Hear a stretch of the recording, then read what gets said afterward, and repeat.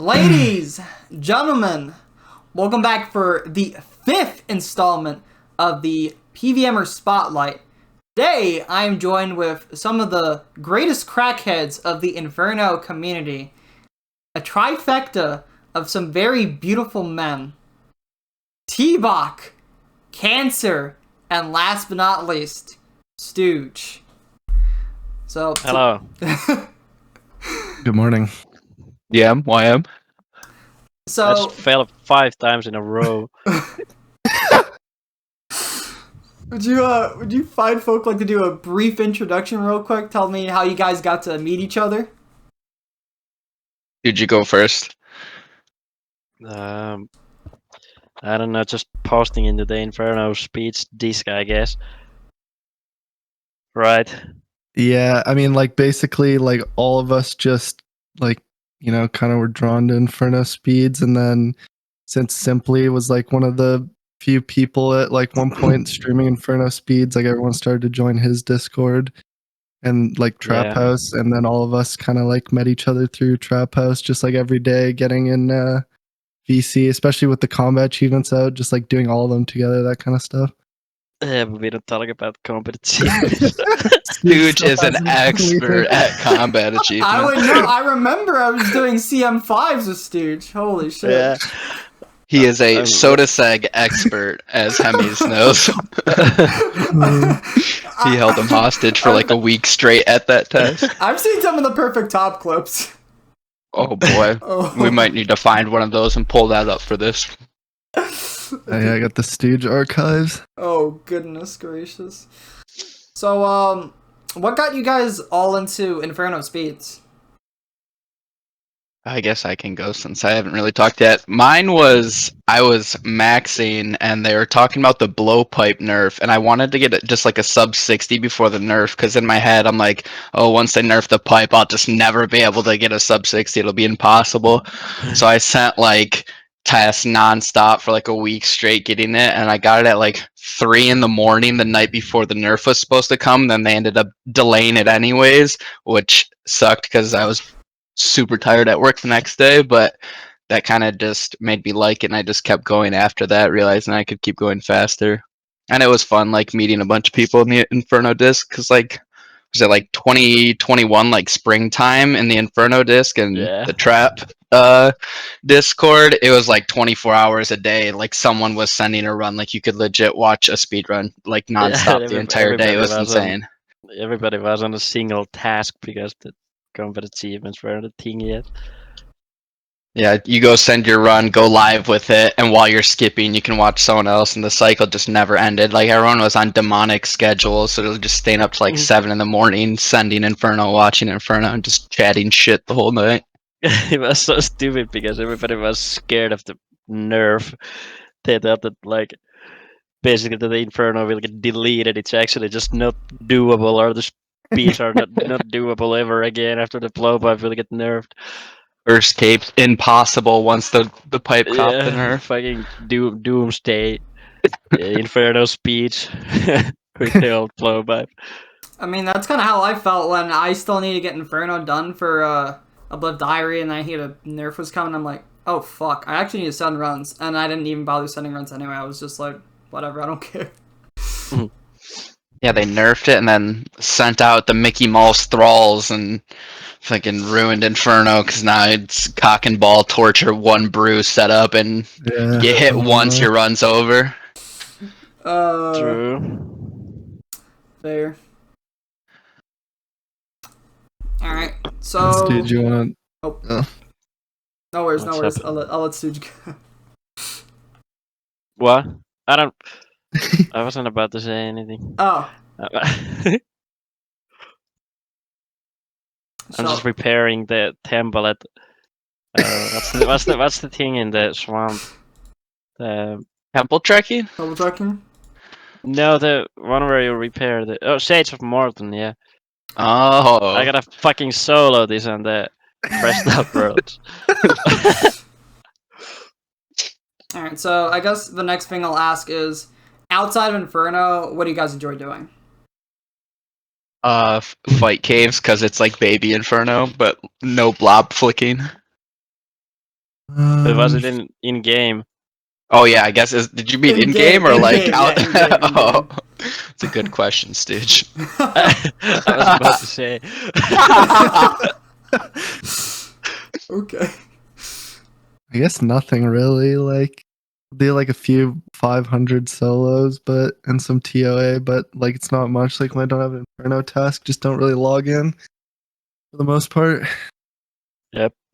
I'm a big bank stander too. I'll log in and just stand at the GE for like 6 hours while chatting shit on Discord. I honestly, my favorite thing to do when I'm not in Inferno is just watch other people play the game and Yeah, recline true. in my seat. That's fair. I mean, like, typically when I'm script writing, I'll usually have a stream on the side, and then what ends up happening is I don't do anything on my script because I'm too busy chatting in the Twitch chat, and I'm just like, I just spent like 6 hours I could have used to write the script, and instead I just wasted it just talking to people. Not it was a waste, but it was just like, darn it. I wish I didn't procrastinate so hard sometimes. Yeah, It's so especially when easy. you got like 8 people in VC and just like everyone's like doing different like it doesn't even have to be RuneScape. Just watching people play games, you just say the stupidest shit. It's Oh, like 100%. a lot more fun than most of the content. Agreed. All right, so Like a good League of Legends stream on Discord. God. Get me in there. don't you get a League of Legends party tomorrow?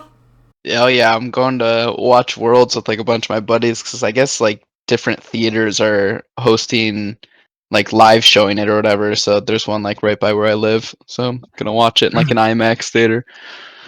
Well, let me know how So- that goes. Oh, Hemi's poop 10 client. theater. Yeah.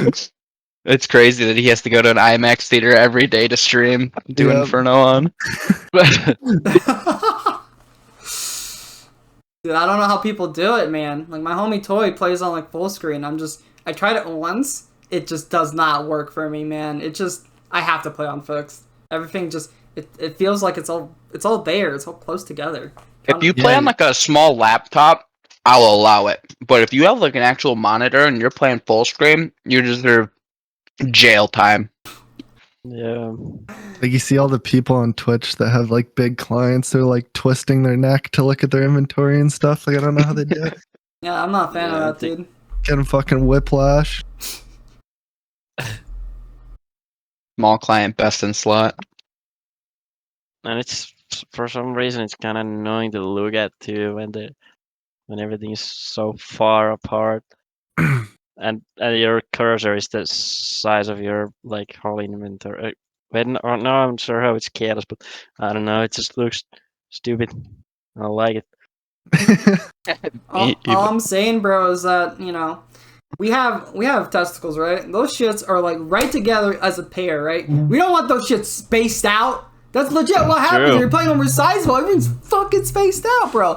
You don't see anyone with testicles. Like, one is in fucking Narnia and the other one's in fucking Wakanda, Africa. Like, the shits they're close together. They are close together. Like, hello? Yeah, That makes sense. No, great analogy.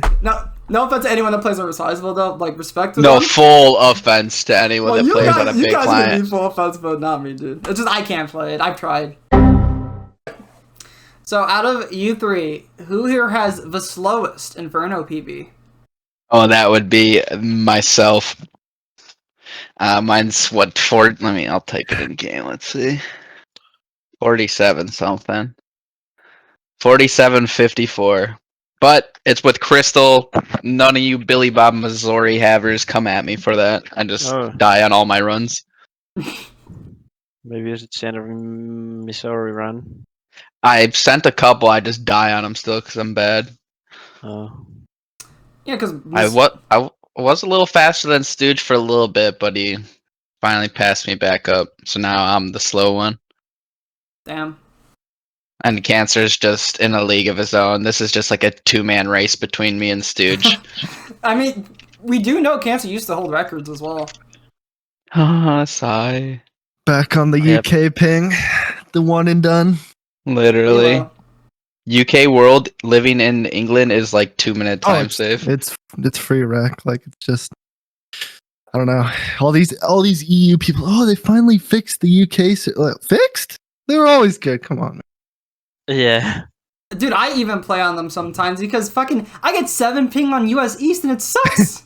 Yeah. It's so I haven't terrible. played on a US World since 2020. They're Yep. just so bad. Give me Hopefully that 100 ping EU world any day of the week. Oh yeah. Yeah, as odd as that might be to say, UK just feels better than US East. It might be just absolute copium, but if they juice the US East worlds with whatever they did to UK recently, it might finally be playable. Yeah, like I think they're doing it to German too. So maybe we'll be on the list somewhere. It was I just don't- funny because like one of the first days of TOA, we had like 5 US people raiding on a German world. That's how like bin the servers were. Yeah, every world was like 1100 on the US worlds. It was so bad. Yeah. Jagex, please save us from shitty worlds. Bro, whatever lightning they just put directly into the servers in England, they do it to the other ones. I think we might be okay. Not gonna hold my breath, but I'm hopeful. Fingers crossed. And before that, they should do something about the fucking Sage of Morton. Bang the Fire P Elite. I even have someone else here with me. He doesn't know either. We're trying to figure it out. The resources are at 100%, and the SAC TD is at 100%, and What are you talking about, man? Man's No, cooked. listen, bro. These are the pressing matters we need to worry about, dude. Not Yeah, Inferno, that's the just Morton. important update. Shades of Morton, get me in there. Dude, just talking some real shit right now. Oh, Wake my. up, people. some. No, I can't say it. Some real motherfucker shit that you wouldn't understand. Like the picture, you know, with the white kid.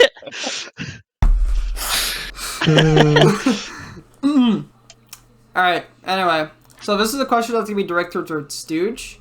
So, Oh, hell can yeah. you please tell me the backstory behind that emote of the guy screaming like Pekka Pouta or however it's pronounced? Oh yeah, Pekka Pouta. The That's legend. how you say his name. I mean, it's just a Finnish weatherman, and It's a weatherman? weatherman. That's like the whole country's own weatherman, kind of. Like everyone just knows him. And National treasure. yeah, and the picture was taken at some festival, I guess, at some random mosh pit. Oh fuck! We got the fire altar light. Oh my SQUNITELIUS. Dude, GZ's, dude. I got my fucking sacred oil. They must have just hot fixed it. They just patched it. Bro, I swear to God, I don't think I've ever laughed so hard at someone getting sacred oil from fucking Shades of Morton. It was a fucking struggle. Oh my God. My ass. I'm in fucking tears. Oh my. So the picture was some random mosh pit, I guess, and yeah, that's it. I don't really know. It was the best What when else everyone had there it is as their picture for the Inferno disc. Yeah. Yeah, I remember that. I was like scratching so I was like, what's going on? Everyone has his profile picture. Like- Yeah. One of the first DMs Stuge ever sent me was like, he's like, look at this fucking weatherman in our country. Like he goes to raves and stuff. And I thought it was so funny. And then we both made our profile picture. And then just one by one, people started to follow along. It was the unwritten rule that you had to have the sub 50 to make it your picture and then join the Yeah. Stooge family. Yeah. We had like 15 people at one time. Just Stooge's dad, cousin, I gay pet remember. hamster, godfather. Yeah, I remember. Yeah. That was kind of funny. It was something. Oh, let me see if I can. Hold on, my dad's like jamming in the background, so I'm trying to see if I can fix some stuff real quick. He's exercising. Oh, hell Oh yeah. yeah. We love a skinny queen. Oh yeah. Oh fuck yeah.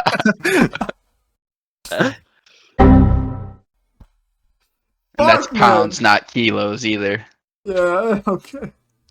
Oh fuck yeah! You have completed Chase of Morton. Now I can go back to full AFK and I don't get a or like you know I've concentrate never on done Shades talking. of Morton, I'm so talking more and less on the fucking building a temple.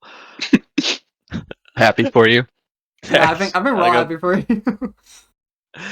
I'm going back to the fossil crabs, All right, so whatever they are. I think it's let's quickly talk about your guys' experience in not only the Inferno Speeds Discord, but you guys mentioned the Trap House as well. So tell me about those Discords real quick. Wants to go first. Well, it taught me how to speak English, I guess. Oh, true. Yeah, Stooge's English, although he's a little rusty since he hasn't been joining voice because he's married and moved in with his woman and forgot all about that. That's not true. Stooge's English did get a lot better from I've just constantly been joining burned. voice. I'm just burned from the game, but the Fresh Start Worlds kind of revived the game for me. How much did Jagex pay you to say this? Fresh Start World? Wait, what? Is this a No paid way. advertisement? Yeah, I am actually solo mission.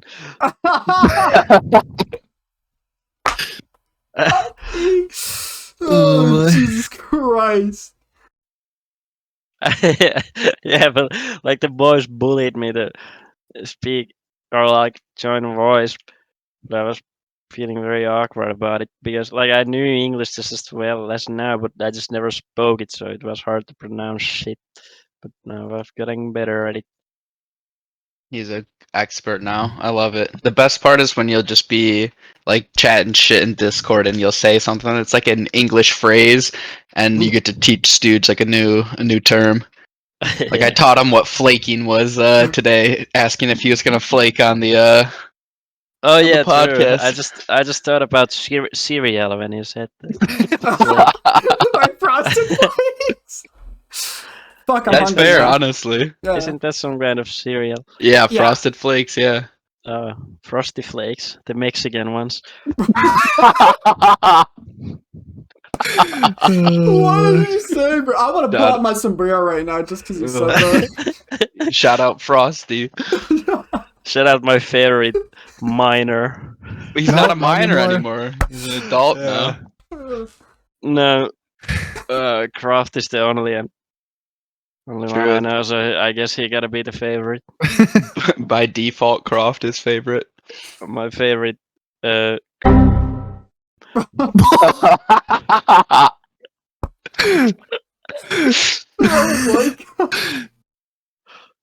God. Oh. That was a tangent. Oh yeah, Trap. All the homies are in Trap House. That's just always been a riot for the last year and some change. Just shooting shit in there. Yeah. Now it's like 300 people. I don't know if anybody knows like half of the people that are there. And I'm kind of scared to say whatever is in my mind because I didn't know who's reading. True, it is scary because you're used to like that small group that you always converse with in there, and like who's on the sidelines watching me say the most heinous things that this world's ever seen. Oh yeah. Especially when you're like watching someone stream and you're like, what the fuck is this? And then they like one tick reply like, oh hey, nice seeing you here. Had no idea. Yeah, I completely understand that, like 100%. I might have to go through and audit it and just launch some people, make it safe space. Fuck it. Yeah, like the one guy that you launched. There was a couple that, just not active. You don't need to be in there reading stuff. Yeah. Trying to remember when I was trying to get into getting that diary time, right? Oh yeah, okay, I looked it up right. It was Hez. So Hez sent me an invite to Trap House and was like, hey, if you ever want to get better at Inferno, just go in here and ask the boys. But I had the hookup from Robo. Like Robo's advice helped me. I don't know why, but like when he gave me feedback after looking at my VODs, it just clicked. Like it finally just clicked. Like stuff was making more sense to me now. Like there's still so much I need to improve on, especially minimizing tech loss between NPC to NPC. But stuff was starting to click, like leaving the bats alive and paying more attention to the XP drops and stuff like that. It was Bless his soul for watching your runs with 11,000 true tile indicators turned on in there. That shit hurts my eyeballs. Oh my oh days. man, I'm not the only True one tile that on does it, everything. dude. I swear. Well, those we people know. deserve We jail time know. too. You're on the list. Yep, nibblers I'm- with true tile on, lock them up. I'm pretty sure I'm gonna be on a list after I publish this recording anyway. So Oh hell Good, yeah! good. Welcome. Has do love offering up the Inferno tips to people. It's like, oh yeah, I got a bunch of buddies. They'll teach you, and then he just disappears afterwards. That's like the fucking cat and mouse game everyone used to have, where someone would ask for a coach in the Inferno Discord, and you just, oh yeah, this Discord tag can help you out, and they're like, fuck this, I don't want to do that. So they just send them to another person, back full circle, just sending people to everyone. that's what I would do when. Okay, so here's the thing: so many people start coming to me for like CM carries, and they're like, "I'll pay," and I'm like, "I don't want to do that. Like, I don't want to spend all my time doing CM carries every single day, especially because like a lot of it started happening because of GM, right? So Yep. I have to do my own stuff. I gotta help out my friends. So having all these people, I'm just like, I can't just say yes to everybody, right? But then I just said this. Whenever people kept asking, I would just say, make a ticket. And then I'd say, go to my friend Rixie. He loves carrying people in DMs. He did not like that at all. It's funny for a little bit until it happens all the time. Like Cancer's Discord status being PM Tbach for tips on literally anything, and then I'm getting a Discord message at 4 a.m. from someone asking how to change a tire because they read his fucking status on Discord. So I'm sitting there looking up YouTube videos, like, all right, this should do the trick. And pretty much all of them, I would respond back to people. Like I would genuinely try and find an answer for them, like a little baby Google search. It was funny, but Tbach became an online therapist. literally. T-Bag, you're doing more than what some people would do, that's for sure. Some Oh, people I would was do going more above and beyond. If they had actual question, I'd go and I'd try to find an answer for him. You're a hero. Because who knows? Maybe he was trapped on the side of the road with a flat tire, and he just like, I'll just pull up Discord, and then boom, he sees that. Could have been his saving grace. I don't know. Maybe he had a gun to his head and say that you can only call a friend, not Google. Only get to message one friend. And it was me. Yeah, he saved a life. God. You're a hero, T-Bug. You're a hero. I had no idea all this time.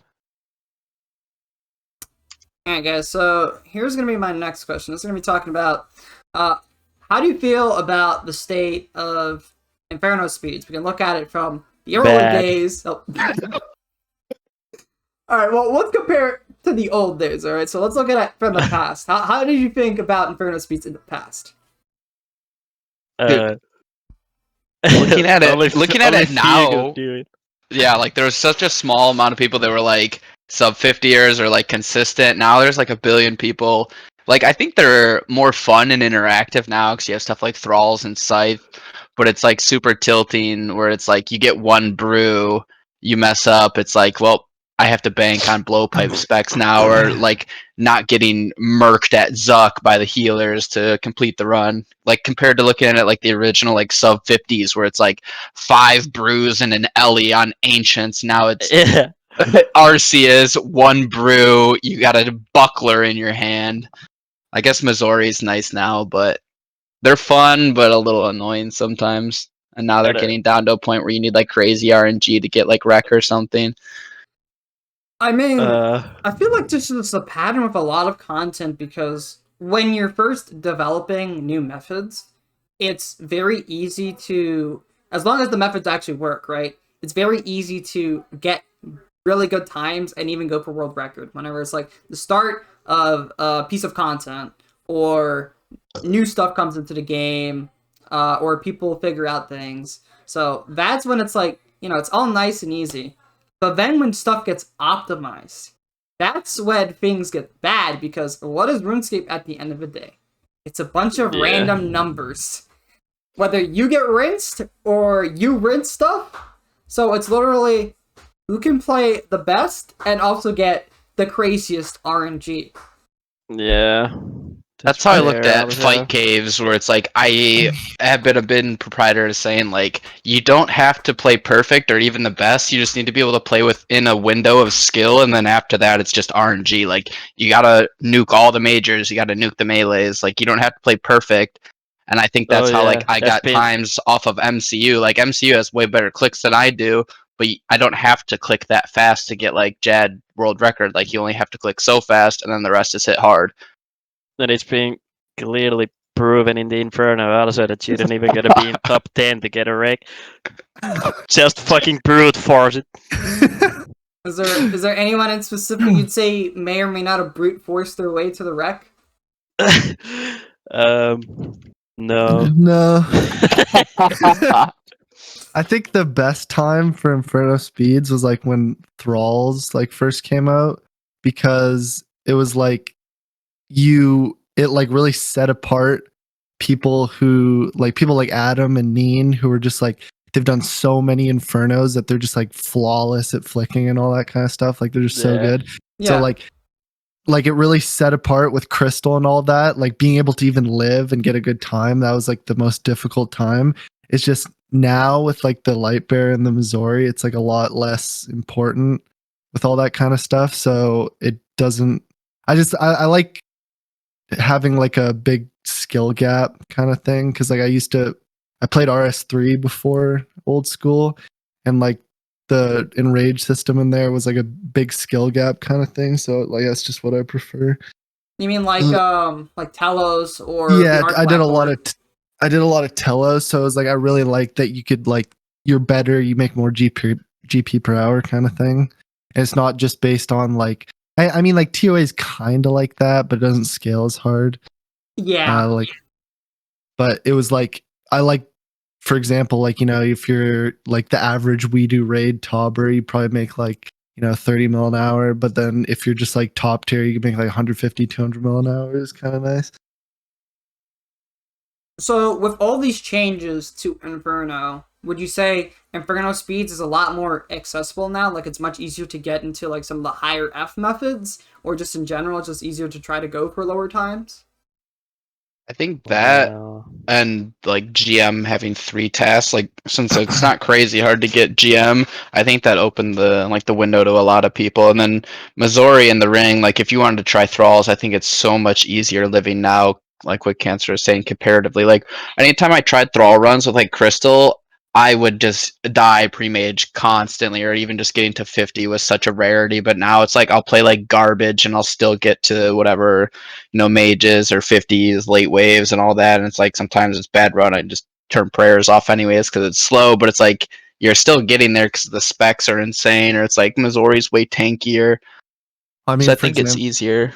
like no one even swaps to ancients anymore with like the new light bear. That's how OP it is. Like Yes, I've seen you- that.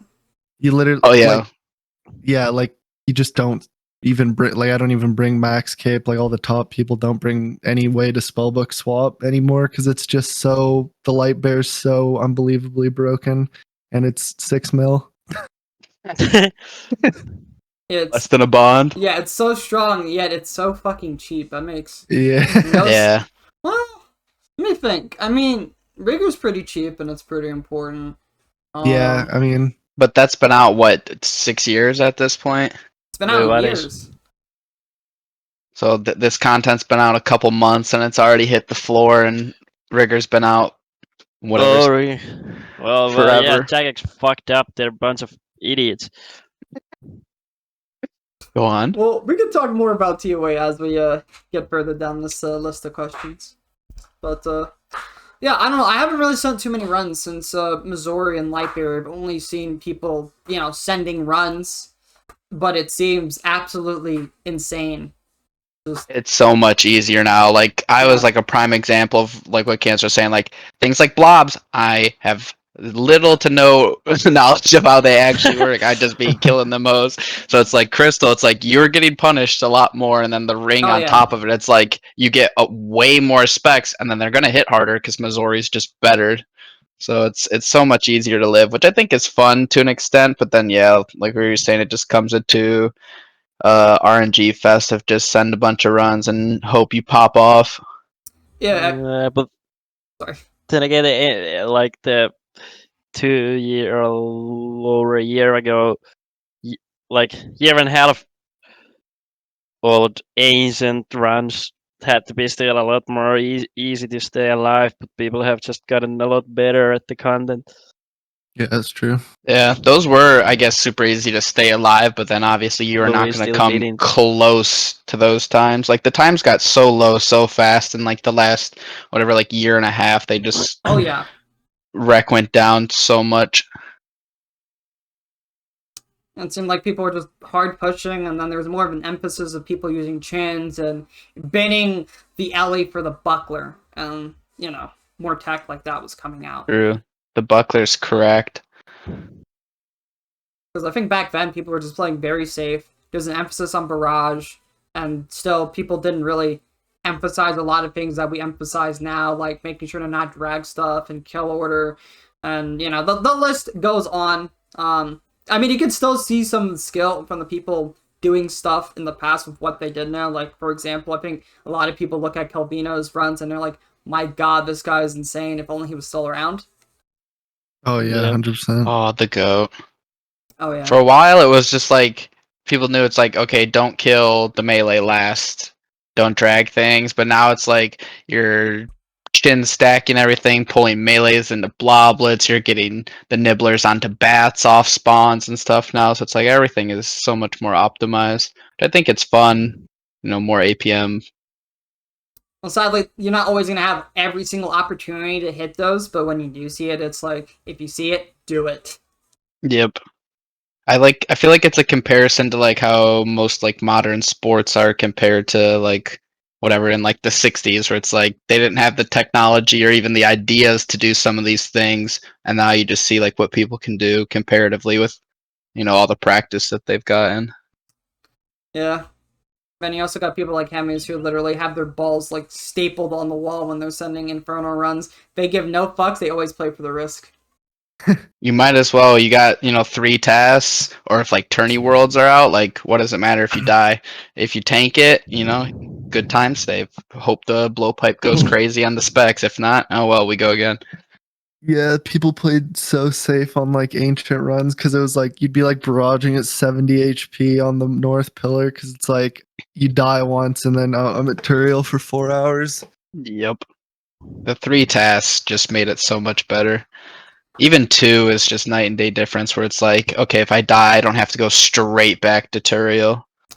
That was the one thing that I did not want to do Inferno Speeds for, was because you only had the one chance, and that was it. And I felt like it's very hard to kind of learn off of that one shot, unless either you got Tourney World or you're sending off tasks just to practice some things. But then again, if you're sending non-stop off tasks, some things aren't going to feel the same when you actually get a task run. So that's the only downside. So once 3 tasks did come in, I was like, okay, so there is a reason for me to do this, because eventually I want to get Diary done. So what's the last brick wall? Inferno. Getting 3 tasks? 100% worth it.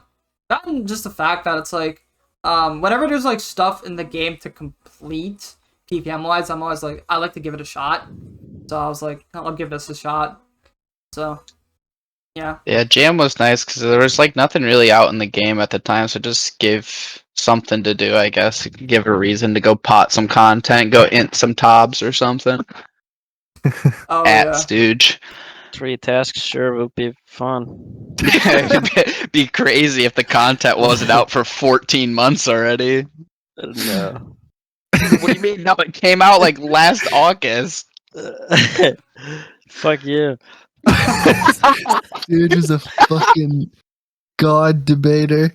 You just say something, he goes, no. No. I I'm don't not think challenging so. that, dude. I'm not challenging that. You look in the eyes of that fucking tree profile picture, that says enough.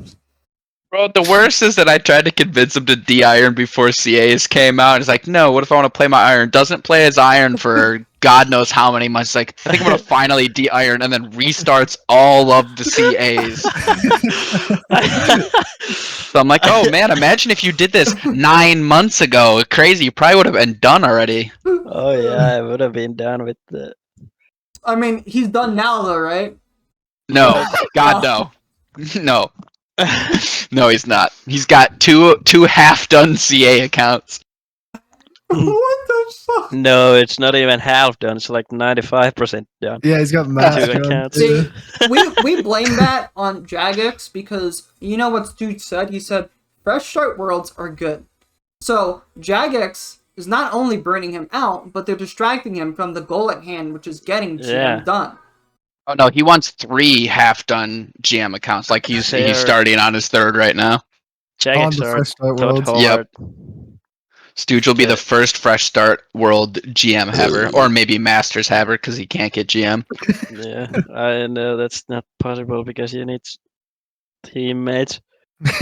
I'll be your teammate, dude. What do we got? Fuck yeah. You say that until it's 4 hours at Soda Seger's Arpus, and No, That's that's like good thing stream in the content. past. you can ask Hemis about that. What he thinks of Stooge at Soda Seg and stream content. But like even though I could have the grandmasters and whatnot, but still the matchmaking people for challenging team content is just not it. It's not cute times It's all one and done. because it's not cute times to trying to get teammates even for brain dead content like Barbrain Assault or something like that. So do it for like 20-minute long tick perfect boss fights. It's not good. I will say this about BA. I feel like BA is actually probably one of the most complex things in this game, and I'd consider it the Raid Zero, but then again, it's like, it's a different cup of tea. So I can see some people not enjoying it. I enjoy it a bit. Like, I want to get more into doing Defender, because I thought, like, it's very odd how Defender works, or some of all the stuff in there works with like using stalls to accelerate stuff, or making an egg spawn like a tick faster if you click a prayer you can't use. Like, it's all these very weird, intricate things that come together. But Lock him up. Whatever the fucking content, there's some mega autism engineers figuring out like all the minimal time saves. Yeah. Someone whose parents are also siblings. Yeah. Just with the big brain out there figuring it out. Yeah. In Inferno, we had Addy and C-Bet. Long live Lord Seabet and his in the lab setups. One more. If I see one more Din's bulwark in his inventory, he's copping the ban. Wait, he used a Dins? Yep. He posted a picture the other day of a setup with a Din's in it and Guardian Guardian boots. Yeah. I haven't seen a good Addy crap in a while where the numbers are pulled from his ass. Oh yeah, the Addy math. We'll just fucking pull a random number. Yeah, I think like back pre-blowpipe nerf, they were talking about like sub 6 to ranger. He's like, yeah, I think it's like a 1 in 8.5 for us. It's like, where the fuck did you get that? Did he send this? No, he just fucking makes it up. Yeah, just straight blasphemy, just math coming out of his ass. He'll be like streaming, he's going for like sub 45, and there's like Month of Inferno and like April, May, whatever. He's like talking about sub 46. Oh yeah, I think it's like a 1 in 14.72 to get one of these. What does that even Repeating, mean? of course.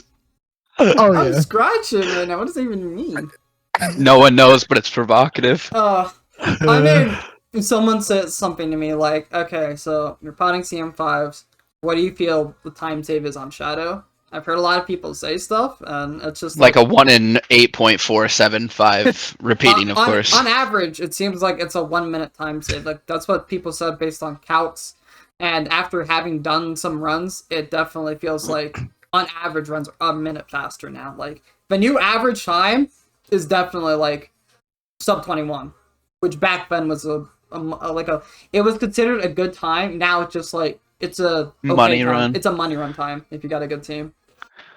Dude, that thing just slaps the Olm Yeah. hands. It's insane. Like that was like a huge variable in the runs. It's like, okay, goodbye Bro, mage hand. and Take 8 years to fucking- kill, but now it's like it just gets deleted. The melee Vanguard is fucking cheese now. Dude, it feels so good. Like just watching him Yeah. melt his nut. But yeah, the main point is that I try my best not to do too much napkin math because I'm not that person to go to when I just want to like come like just tell me something right on the spot. I'm like, no, I want to test Yeah. stuff. I like seeing things. Either someone comes up with the calcs themselves, or I just do some stuff and then see like what the averages are. But then again, that's just like that's a sample size, right? So if I send a couple runs, it's a sample size. So yeah. That's how all like my fight cave stuff was. I didn't do a single calc. I don't know how any of that mumbo jumbo works. I'm like, you know, this feels nice. This feels right. I'll do this. I'm convinced that all of napkin math is wrong Oh, because of the 100%. RuneScape spaghetti code. No one actually knows what the fuck is going on or Oh, how especially- anything works. It just works or not. Especially with Inferno. People are like Yeah. calcing all the scythe stuff and it's fucking cap. Yeah. and the defense on armors is fucking Oh, it's a lie. cosmetic except in Armadillo. Alright, so this is gonna be a question that's gonna be kind of centered around Tbach a bit. So yeah, get your cock out real quick, Tbach. It's time to jerk your off. Okay, it's already in my hand. So, you know, you once upon a time held a fight caves record. You have created some Yeah. cool techniques. So, how about you talk a little bit about what it was like doing all the fun stuff in fight caves, like pushing it further, getting the record, and then meeting your rival, MCU. Alright, I guess to start, I feel like people write me and MCU off to be like just like villains against each other, but like for starters, like I'm friends with MCU, I like him a lot, and a lot of like the time going down so quickly was that there was a lot of people that like would bounce ideas off with. So it's like Cancer is also very good at fight caves, Tensor's really good, MCU's really good. So it's like bouncing ideas of like inventories and like kill order and like is it worth to chin this and then scythe finish that. Like a lot of watching each other's runs to figure stuff out. So as much as I'd like to like claim to fame of like a lot of that stuff, it was just a lot of really good people bouncing ideas. Or like even initially it was Swarmed was the granddaddy that I watched when I first started, and it's like I wanted to get the transmog and get the pet because it was supposed to be coming out. Like that's how long I've been sending runs because I still haven't gotten the pet, and I'm front page KC at this point.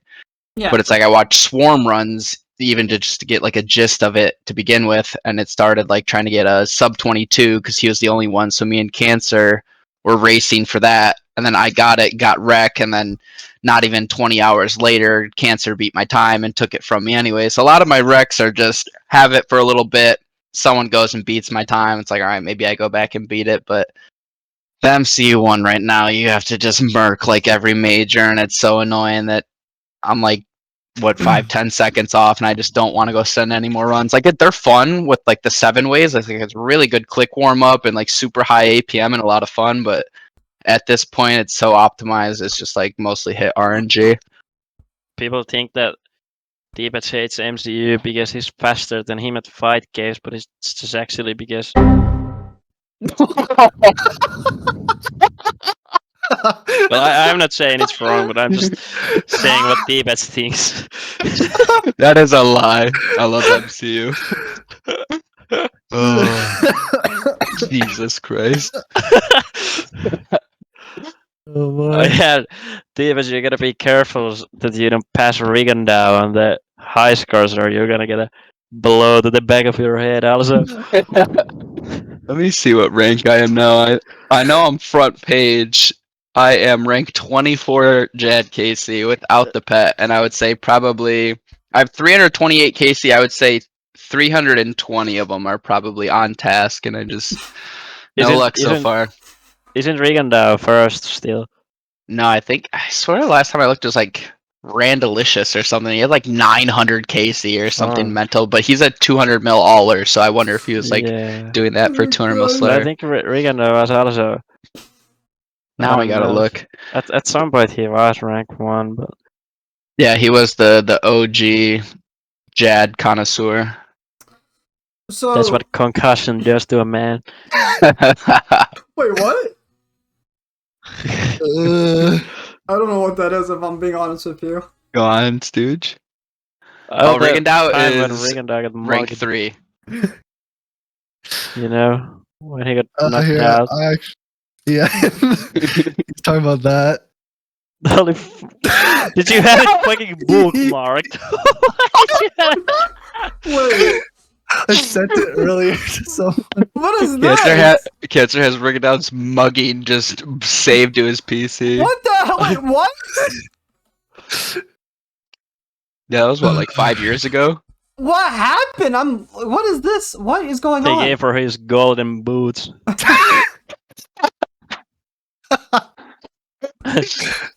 Luckily they were strapped in tight.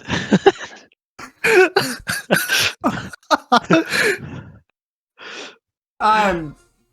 Oh, One of my. our friend got the same treatment. How long ago? At 3 a.m. A couple months ago, Pobov got mugged. So Hell yeah. the main thing I want to talk about was what you were saying, Tbach. You said you watched Swarm runs. You said you and Cancer were bouncing off ideas. I think the thing is, when it comes to any accomplishments, sometimes people don't really see every piece of the puzzle when it comes to any accomplishment, whether it's like records or some of the crazy stuff, like some of Port Kazart's stuff, where he's told me that it's literally back and forth, months and months of conversating with his friends until they figure out the solution for things. So, yeah, it does suck sometimes that, like, right on the surface, people might not see all the work that goes into it when it comes to, like, collaborating. But at least it's nice to kind of give some spotlight to the boys that were involved. As you said, Swarm was the pioneer, you'd say, right? Yeah, definitely a lot of his like initial solves I stole, and like as I started to send runs, I'd be like, oh, I think this works better, and like I was never like trying to ever hide any stuff. Like I'd stream my runs and I'd let Cancer, MCU, Tensor, like all people that have had faster times or do, like I'd watch my runs because you're gonna get the time down a lot faster if you have other people who are good at the content watching and be like, oh, why don't you do this? Maybe you should try this. And it's like we still do that. Like I stole something from Cancer that he does on like a range wave, like super early in the runs now that I stole that from him. So it's like the runs are just kind of a combination of everybody sending and stealing from each other. Or it'd be like, what do you think about this? And then it's like, I think it could be good. We'll try it. And then you try it. It's like, I didn't like it. Or it's like even I found a clip of how someone was doing the no healer task CA where like you don't let the healers get to Jad, and that's how I do my speedrun Jads because it's like a 0 tick loss method and it blocks all the healers from touching it. So it's like it's super marginal, but maybe it might save you like an extra T-bow or a claw spec or something. Well, and then I sent that to like everyone that does it. Like I sent that clip to like Cancer, MCU, even Rot Salad does runs and has a good time, and I still want to see him do a run with the 7-way setup because he has absolutely demonic switches. I would pay to watch him do the setup now, like a full run, because it's just like constant 7 ways. So it would be so fun to watch Salad do it. He's not human. He's not human. Oh, it's insane. It's just, his clicks are too fast. Yeah. So that's a nice thing. I like sharing whenever I'm like trying to develop some new stuff. I always like to talk with other people to see if they can come up with ideas, especially when it comes to CM5s. Recently, I think we figured out some setups. So Toy went to Dio's DMs and was like, "Do you have a setup?" And we looked at that. So we adjusted a little bit for prep, but we had some ideas ourselves. Which the idea now is that everyone on the team but prep brings his UCB because they're the ones that can use it the most. Like everyone can use his UCB on the best portal. Some places it is a bit situational, like Mystics, you have to hold the Clot Bossa, right? But my idea was, okay, so to make a little bit more room, bin the BGS on one person, give it the prep. And I think Deo was like on the fence about it, but I was like, might as well give it a shot, right? It's a nice thing though, just like coming up with some stuff and then like sharing it between people to see like what people's thoughts are. But I also have that philosophy of I don't think I'm one of the best players in the game. So that's why I like sharing stuff, because I want to see what other people can do with some of the things that I find or some of the information that has been shared to me. Because, like I said, I'm limited. I'm so limited with my clicks and execution and reaction speed. There are some absolutely insane players that can do so much. Just gotta give them the tools, and we can see some crazy stuff happen. Yep.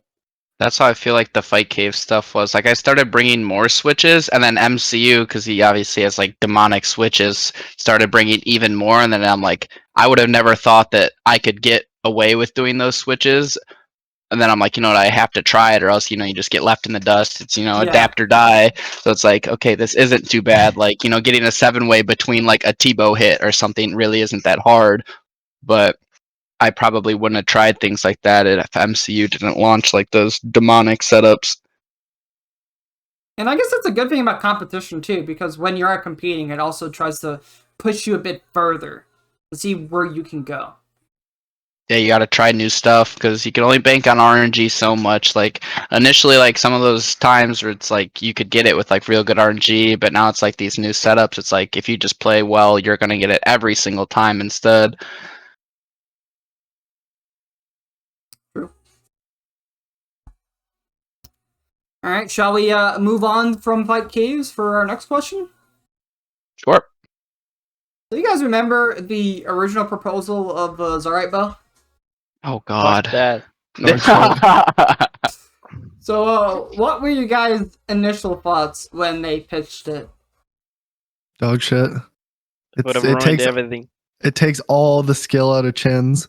Like the it was just fucking sit there and drool and click things. Like I remember when like for Inferno, right? I remember Addy got the first sub 15 major and it was like absolutely fucking insane.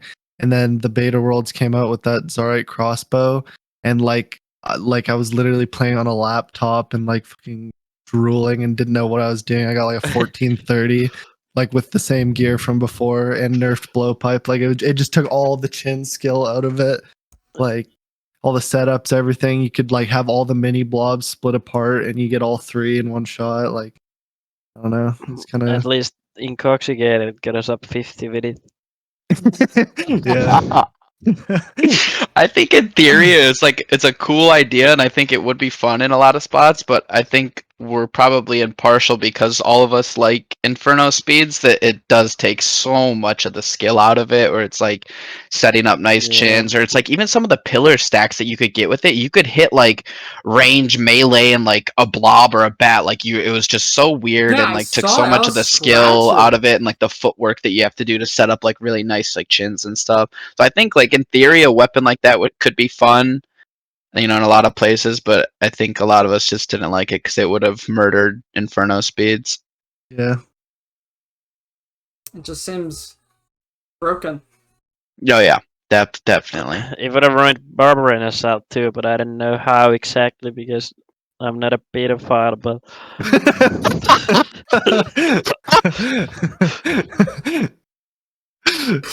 I feel so Handshake. bad laughing, but fucking me, holy fuck. To answer your question, it just made it where you could just kill shit faster, that's it.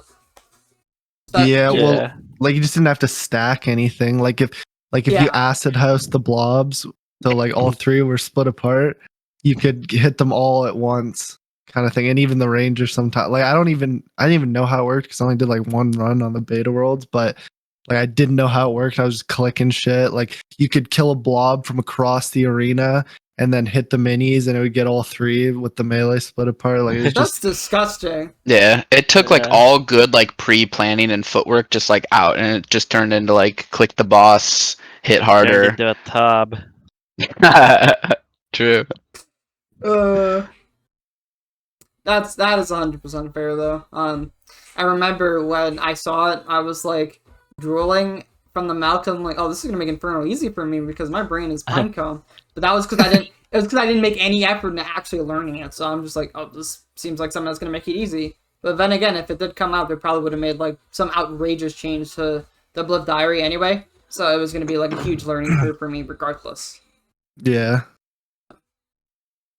Who knows? I'm not sure if they ever plan on bringing it back, because I remember whenever they like stow away an idea, it's like we might bring it back, we might not. Like that's what they said with the one. That's what they said about the Zaryte Bow, or it might come out like in a future piece of content. But who knows? Yeah. I'd be okay if they brought it back. Just disable it in Inferno.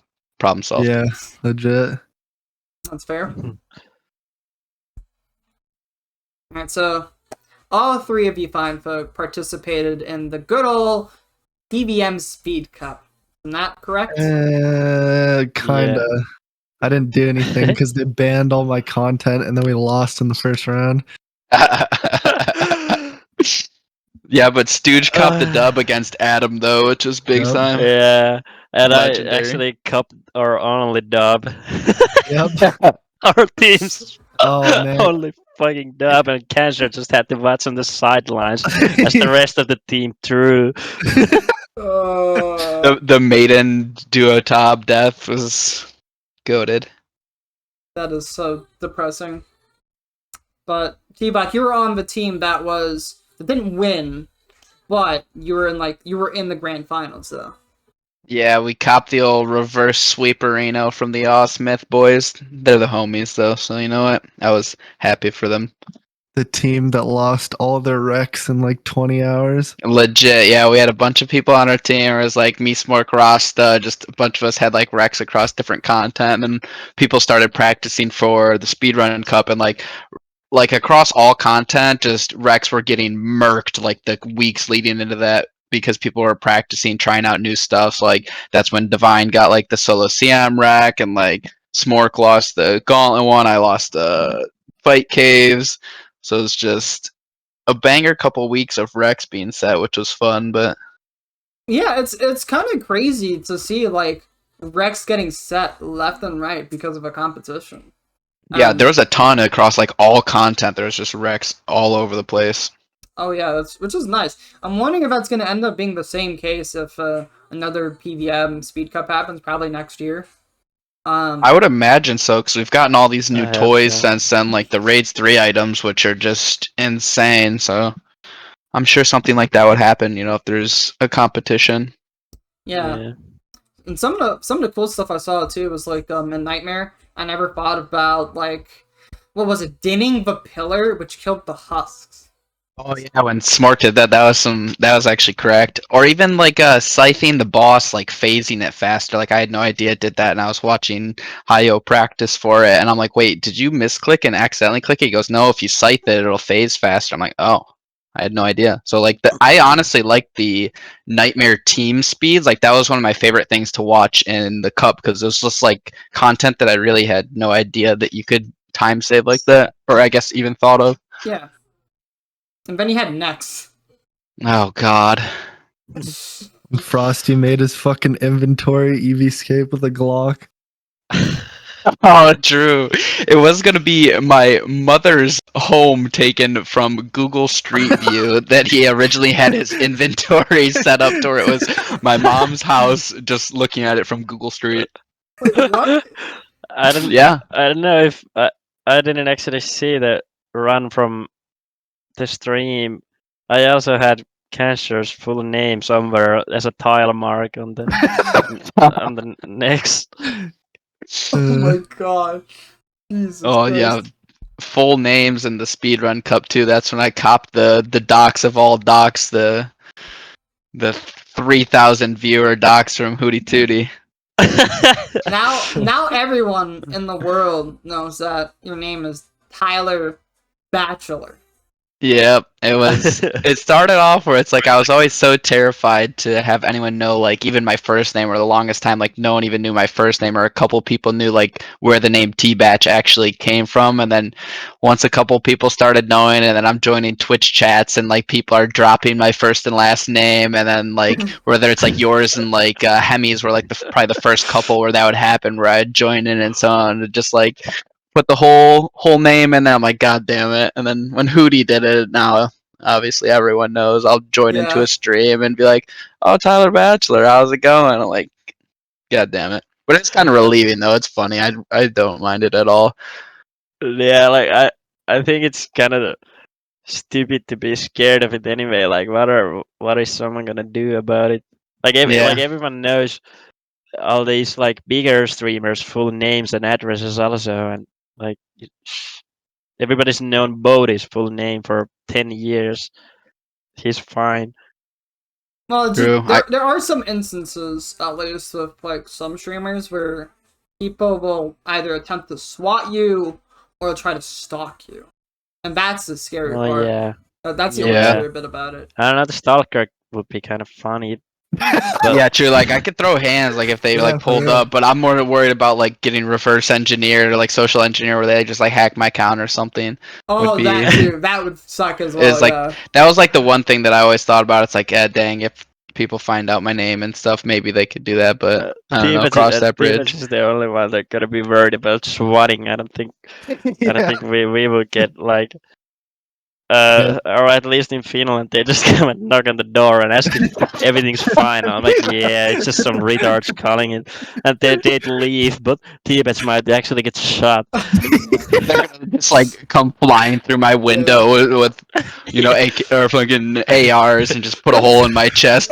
Ladies and gentlemen, we got him. Yeah, it's funny to joke about, but that's some seriously concerning stuff. Yeah, it could actually happen. Yeah.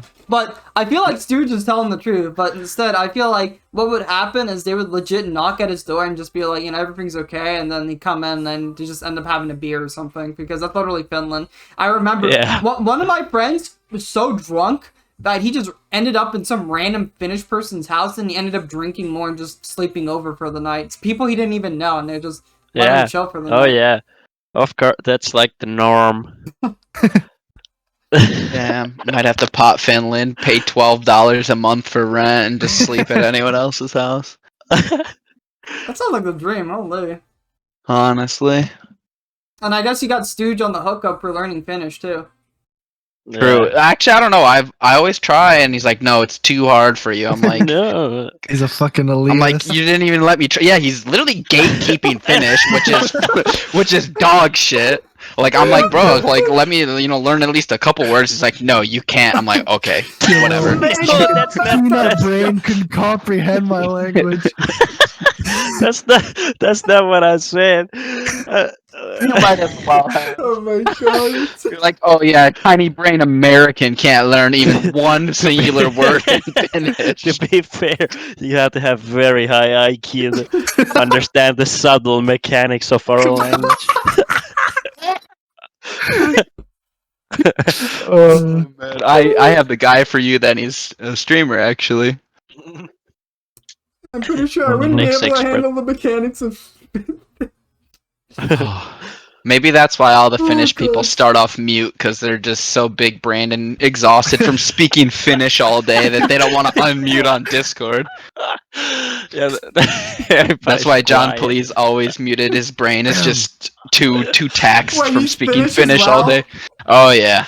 That's why Stuge is so. Bro, Finnish people are just absolutely cracked at this game, because you got. Yeah, because they don't have shit else to do. It's dark 30 hours a day, and they can't leave their house. Yeah. Oh, that's how it be. They get 1 month in the summer that the sun's out, and then Stuge goes on a month-long bender, comes back for the winter, and then plays Rooney. Hibernate for 9 in the RuneScape months, and then be drunk for 3 months when it's kind of warm and sunny. The best is when you get a like a Snapchat FaceTime from Stuge, and it's like 4 a.m. his time in the summer, and the sun is like out, which is insane. Oh yeah. Or like 3, 4 in the morning, and it's like bright outside, and Stuge is still just partying. Yeah, it's insane for us every year. Like, you forget about it during the long winter. You just want a neck for 9 months, and then when it's kind of spring and summer, you're suddenly like, oh fuck, this is great. The sun it's 2 a.m. and the sun hasn't gone down at all. Yeah, that sounds kind of lit. Or you get to call Stuge and hear his Finnish friends speak, and they have some very nice things to say.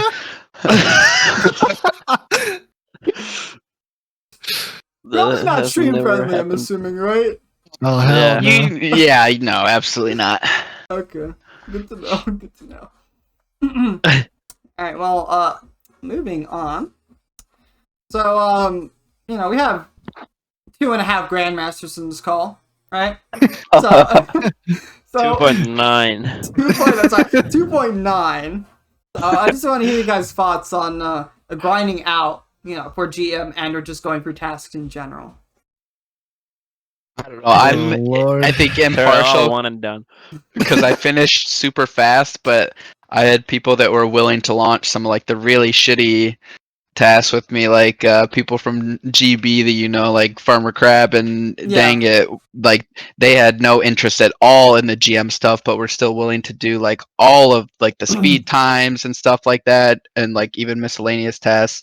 So it's like I finished GM completely within like 2 weeks of it coming out. Like I was Oh my probably one of the God. first people to finish, you but must have been like one of the very yeah, I was firsts. probably one of the first like 10, 15 people to finish, but I had just people that were willing to like get off work or something and launch tasks with me, or even like doing the perfect trio Cox one. It's like I tried it a couple times, and good old Farmer Crab just did a 1+2 on it, and I got to just AFK. So I think having good friends who are willing to pot the tasks with you and not lose their mind while doing it is the biggest brick wall, because like a lot of the solo stuff isn't hard at all, and like you can slam it out super fast. It's just like not even the perfect roof top. stuff. Yeah, perfect top. It's just like there's some shitty tasks, or it's even like something like nightmare speed or no prayer. It's like it's not hard. You just got to convince 4 people to come with you for it, which is a battle in itself. Yeah, that's the shittiest part about the whole game. Whatever shit you gotta matchmake for, it's doomed. This is a solo, massive multiplayer online role-playing game after all. he's not wrong, bro. He's not wrong. Yeah, teams are definitely the brick wall. Like the KC stuff was kind of annoying, and I'm glad they nerfed it. Like I wasn't gonna be one of those people where it's like, oh, I had to do it. I hope you guys have to. It's like, no, it was stupid. It was annoying to watch. Like so many people that could or should have GM done not do it because they didn't want to go do 150 corp. So it's like I liked that change, and I was glad that they did it. And I started it on my Zuck alt, because I didn't even want to de-iron and do them on an iron, because it would have been pointless and I couldn't send it because I was Iron Man. But I still didn't want to de-iron. So the account that I started, the Grandmasters, it only had Zuck KZ, and I did all of the fucking KZs like when the pre-nerf, and yeah, from 0, and that's why have never finished.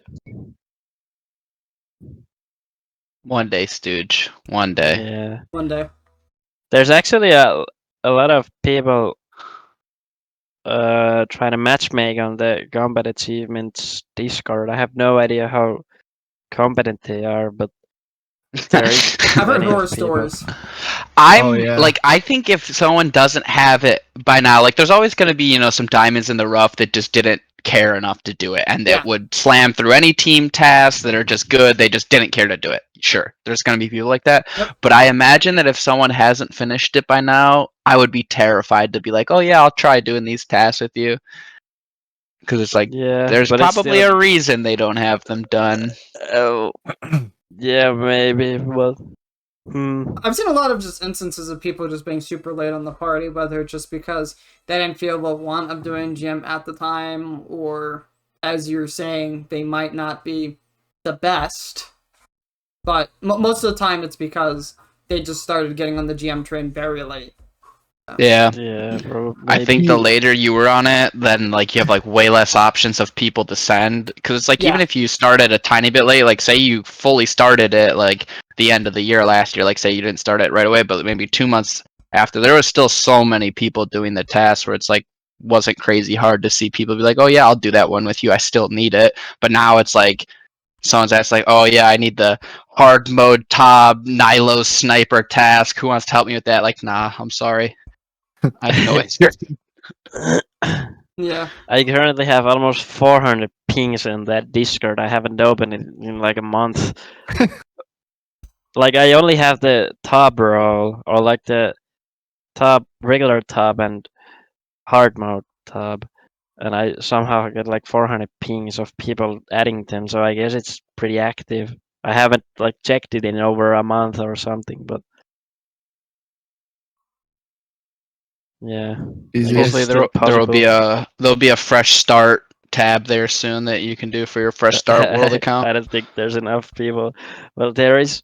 Addy is playing Oh, the fresh starts too. He's Duo actually perfect online collab. right now too. He's been going way harder than me. Well, I've gone kinda, but I just haven't had a lot of time to play. But he's out here with me. grinding. That's fair. I felt like it would have been interesting to try Fresh Start out, but it's just there's so many things I need to do.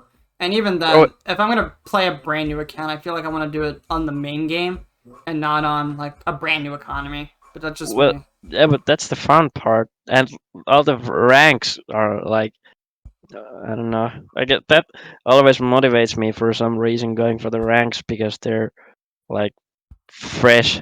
Right now I'm again on top 1k or something like that, but on that like main game it's just not realistic at all. Yeah. As an Iron Man it's still was, but as a main it's just not. Like whatever skill you choose, there's like 100 people with at least 100 people with 200 million on them. So you can judge me for this. I think you make a good point, but the only thing I probably ever wanted to go for when it came to ranks was a CMKC.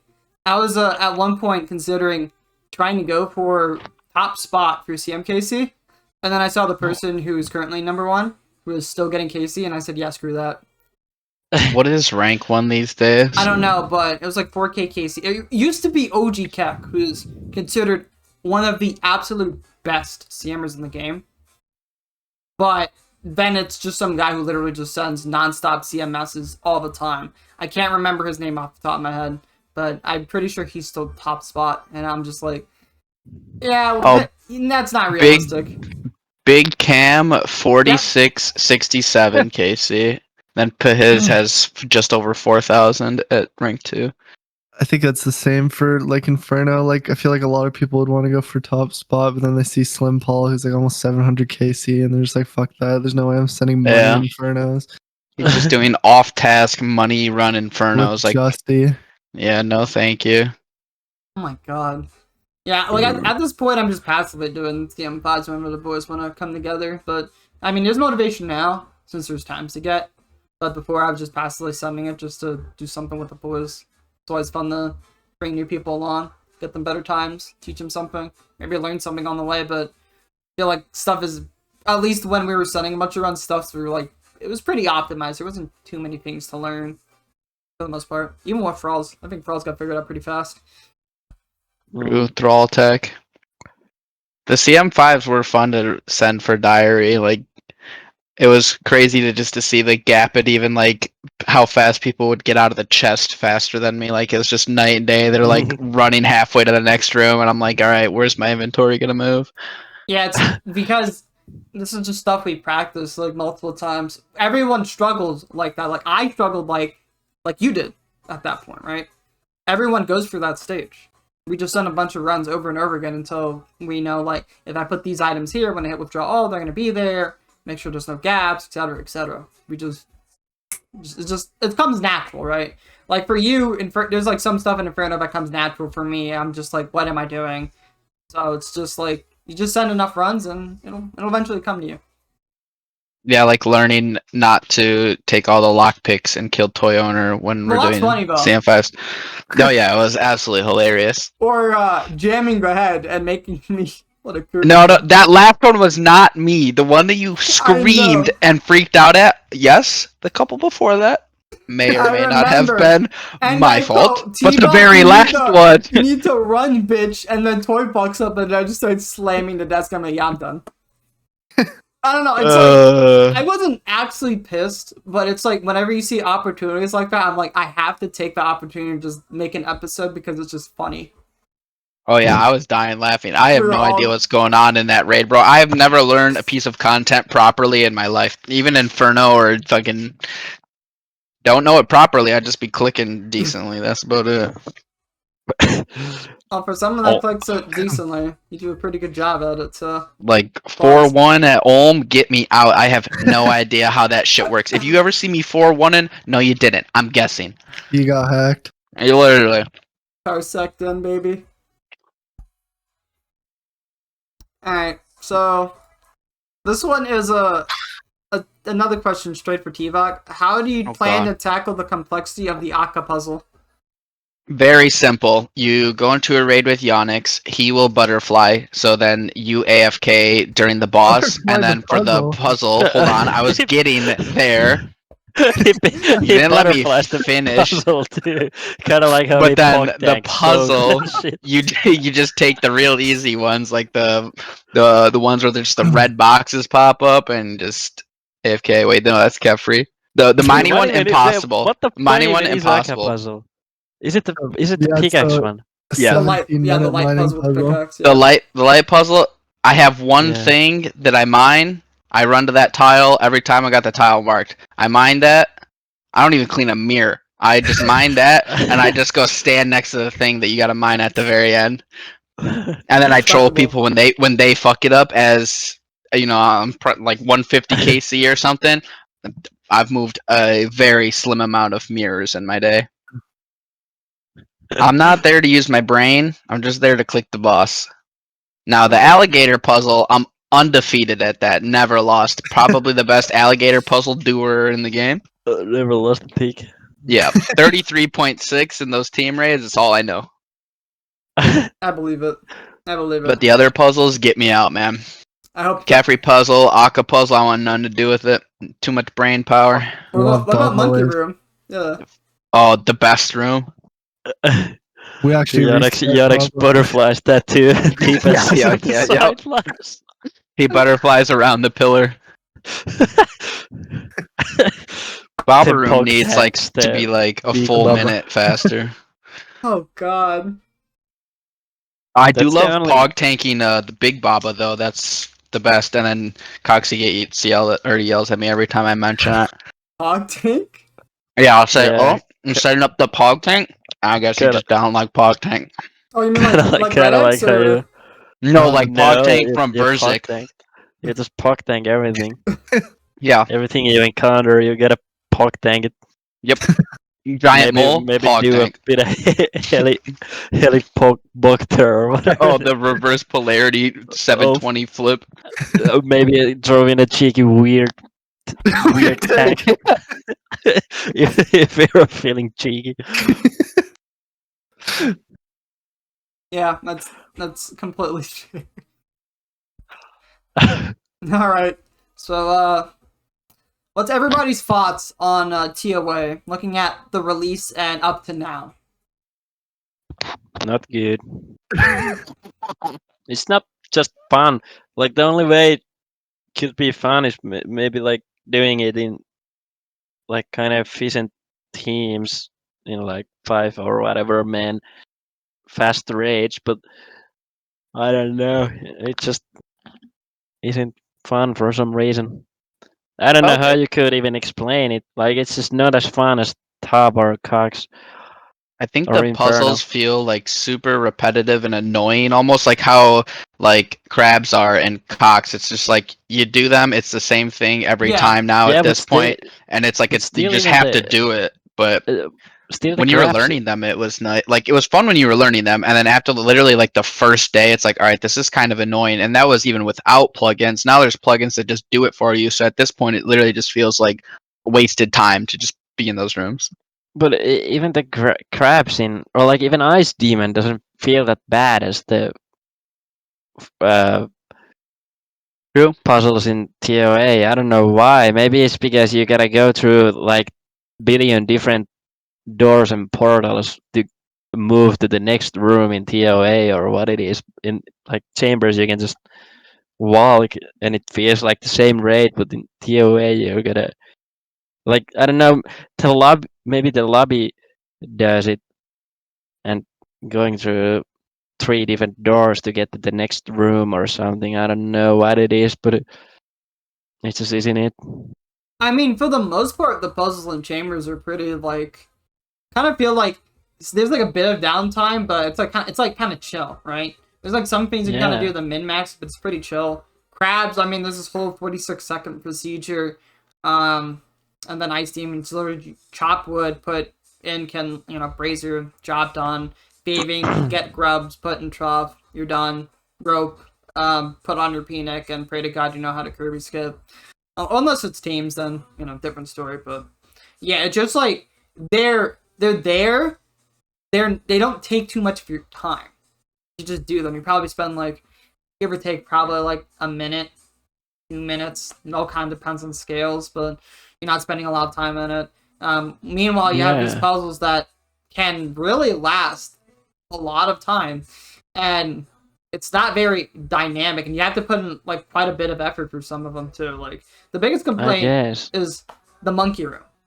Oh They yeah, compare that's it- so bad. Yeah, they compare it to Nihilo because it's similar to Nihilo where you want to use the right styles on things, but it's too big, and the fact that the waves aren't as you have stuff spawning in different spots, it kind of makes it really awkward to kind of come up with a procedure to just okay, so on this wave everyone stands here and you do this. If any, Everything is just fucking wrong in the yeah, Baba waves. it's like Yeah. you went back in time. If that makes sense.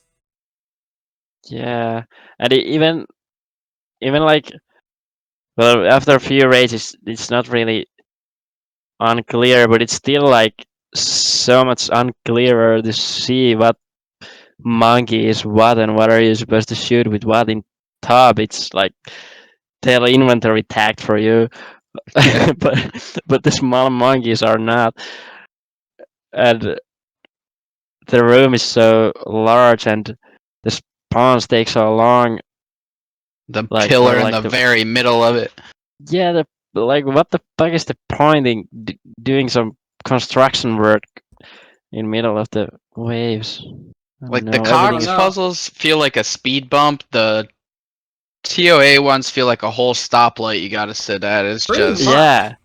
Hey, that's a good a little what is it? analogy. I know. Yeah. Like Yeah. they could probably reduce the times on them a bit more because like I don't know, I feel like the puzzle shouldn't have as much focus in the raid. Maybe it's nice to have like a puzzle or two, but at the same time maybe we can bring it back a bit. But it just feels like spending quite a bit of time on those puzzles, and some of them it's just you have to actually put in effort or just let the plugin do the work for you. I mean, even I didn't even really notice or think about like the doors. Like Chambers just even flows so well because Yeah. like you have like going down, which even just feels way faster. You just click, go down on that floor, and then walking into Ulm. The rest of it is just like open pretty much the rest of the way, or maybe you click just one come door, back to the but same lobby over and over again in the TOA. even going like into shamans, like you can at least see the shaman room before you click into it. Yeah. It's like I don't know, something about it just doesn't feel cohesive, I It's the guess. same thing with Tob, but there's no puzzle. The downtime's literally just like running from room to room. That but and the it's chest, which is augmented. nice. Yeah, maybe the changes they could have maybe made is that, well, I don't know how you'd be able to do this, but after you complete one combat encounter, it puts you right into the next one. And then after you're done that, you go to the next one, but you'll have the spirit in the lobby area of that, and then rinse and repeat for the next two. You enter the final area, and then the spirit stay for that, instead of having to go to the lobby. Just something. It just feels clunky, and the puzzles made it slow. Like I burnt from the raid like super fast because I just hated the puzzles. Like the bosses, like I like for the most part, like they all seem pretty well designed. I just hated the puzzles, and like even with the Yeah. plugins and literally being a leech in the puzzle rooms, I still do not like them. I just think everything about Bob is dog shit. Like the meta shouldn't be fucking red Xing it or getting hit 24 through prayer. I think True. I think I have an idea for that. Maybe have it start off doing like low damage and then have something in the room that would make him like hit harder if you don't resolve the mechanic quickly. Like a big ass banana he goes and eats or something. That's one thing. Two, you could have maybe had like instead of just those basic ass baboons just opening sarcophaguses, maybe have one that's literally sitting there and like have the ones from the prior room. But that one special one's like buffing all of them, so you want to kill that one as soon as possible. Yeah. So Or yeah. make it a like Versic, so you got a pock tank. Oh, I agree. I mean, you already have to. The Dude, better. I do be pog tanking. Sometimes I be setting the cycle when I get it. Oh god. Makes it more fun. And then you're busy pog tanking and you don't realize that boulders came out, and then it's all ogre. Yeah. There's also some things they could have done with invocations too. Like there's so much room to add some more, like so many more invocations to make it more spicy. Yeah. They should make like a invocation that makes the TOA approximately 69 waves with increasing difficulty. Then Oh, that would be pretty good. Maybe with like a boss at the end. yeah. Literally just put Yes. Zuck there and just have Baba waves at the end as well. Thinking about that, I know you did and you streamed it to like the Obliv event where it was like all the old bosses. I would love to see an updated version of that with Oh, all the new dude. bosses, like Next, Nightmare, all the raids, bosses, and sub bosses. I think it could be insane and a lot of fun. Like I don't know what that would do. That might murk the worlds, having people open instances with that many bosses, but Sorry. I was gonna say maybe we can actually have that be like the next question after this one's done, and maybe I'll talk about it a bit more, so I'll explain what it is, and then like we can kind of bounce ideas of like what we'd like to see for that, because that was something that randomly came about, and it was actually really cool that we had the opportunity to do something like that. yeah, it looked sweet. Oh yeah, and about TOA, it should always be a wipe mechanic like in Tab, and not be so fucking noob. What's the word? Friendly. New friendly. Yeah, and like even entry mode in Tab shouldn't be a thing, or whatever the fuck. Zap 150 invocations shouldn't be a thing in TOA. I think I'd be okay with if literally zero, like legit zero invocations had like the no wipe mechanic, where you could go in and you're generally looking to learn, like say you're fresh to PvM or something. Fine, make it No, just fuck the entry noobs. mode, zero info, make it where you can't wipe or something, but then like just murk the purple chance of being able to see anything. Like how yeah, like entry mode tab is, mode. you can't get purples, but that's Yeah. not the reason you're going there. You're going there to learn and then go to the actual raid. Like I feel like that's how it should be for Toa, and that's why all the prices just got nuked, because it's like, why would you learn a harder invocation? Like how most people look at it as, why would I learn and try to do something harder when I can get the same results just drooling on my keyboard anyways? Yeah, Yep. so that's the beautiful thing about it, is that you can practice in entry mode and turn on certain invocations and just try to solve each invocation that way. If you struggle with insanity, you can do like a 150 with insanity on. Or like if you're not sure how to do like double trouble, double trouble and feeling special at the same time, turn that on, go in a solo and practice it. So like That's still wrong. It's supposed to be punishing. You don't get to pick and choose in Inferno or Tab or you can just practice it. But that's the only thing that sucks, is that anyone can, go in and they don't really have to play with the high invocations. They can literally just do like a couple and then walk out with a shadow in their hands. game is supposed to make you suicidal, make you cry. And when you finally understand how it works, you feel like you have achieved something. True. That is a good point. This game was not built to be fun. Exactly. True. You're meant to have Fucking Fortnite Stockholm syndrome. generation.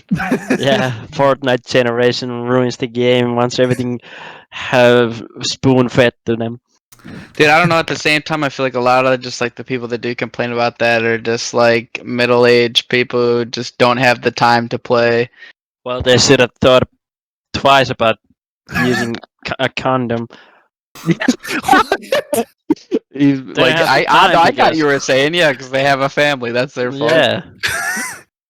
Because I mean, like I work full time, and I would say that I'm still decent at the game, and I'm fine Exactly. with most of the content. But I think people are like unwilling to learn or try harder things, Yeah. and they'd rather blame it on the game and not blame it on their own skill set. Like I'm not gonna sit and blame Inferno on being too hard on why Cancer has a faster time than me. There's an apparent reason why he has a faster time, and it's because he's better at it.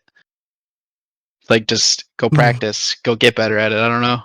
I mean, I sucked up until, well, I still suck, but I sucked even harder in, let me think, was it 2019 July? I'm trying to think if that's the exact date. Well, either way, right, like, I used to do stuff with the social plan, didn't really push to get better. When I finally had an opportunity to do top speeds, that was actually my entry to getting into endgame PvM. And that was what motivated me to, continue to push and try to get better at, like, every piece of content in the game. And I feel like if anyone puts in the time, they can definitely get better. But if you don't make the effort, then you're not going to get anywhere, right? You have to practice, you have to spend time, look at VODs, hell, even talk to people and see what advice they can give you. But that's the thing, like, with entry mode and low-level invocations, I feel like you can still just, like, do it. Well, you won't get a crazy amount of rewards with, like, a 110k shadow, but even then, I can 100% agree with the fact that maybe we shouldn't be getting purples from entry mode. Maybe 150, sure. Maybe reduce the rate and try to encourage people to go further and further, because it's kind of cool to try to push people to, improve, because that's where the loot is, instead of just being like, oh, we could just send 150s and be fine. I mean, that's why I like Inferno, because it's just like set difficulty and everyone just has to go balls deep. Like if it's better, like a lot of people probably wouldn't agree with this, but it's better to just like the content make you like just throw you in the deep end and like go as hard as possible. Like, because it really doesn't take that long to get good at this game. You just have to, know how to learn. Like I've barely been playing this game for 2 years, so it's like there's with all the resources and stuff now, like you can become like, probably top 20 Inferno in like 3 months if you really cared enough. Yeah. Well, this game is a rhythm game, so if you don't have rhythm, then you might struggle a bit. But I think white people are fucked. Some people's brains really do be capping at like really low skill set in RuneScape for some reason. I don't know what it is, but they just don't improve. I don't know. I think that's just a genetic diff. I don't know. Yeah, that's just bad RNG. Some people just like, I don't know what it is. Like I have IRL friends that play this game, and there's like some of the most simple stuff in raids they just can't comprehend. Like you have to explain it to them like a toddler. Like explaining to Stuge to turn on Mage Brand Inferno. I still remember there was a clip of Stuge, and he was like, I wasn't sure what was going on, but he had like 6 brews or something, and I don't remember what was going on, but I just hear screaming. He's just running around chugging brews left and right. No, I know what clip you're talking about, and then I go 6 brew gang wins again at the end of the clip. I think so. Yeah, I think Emmy showed me or something.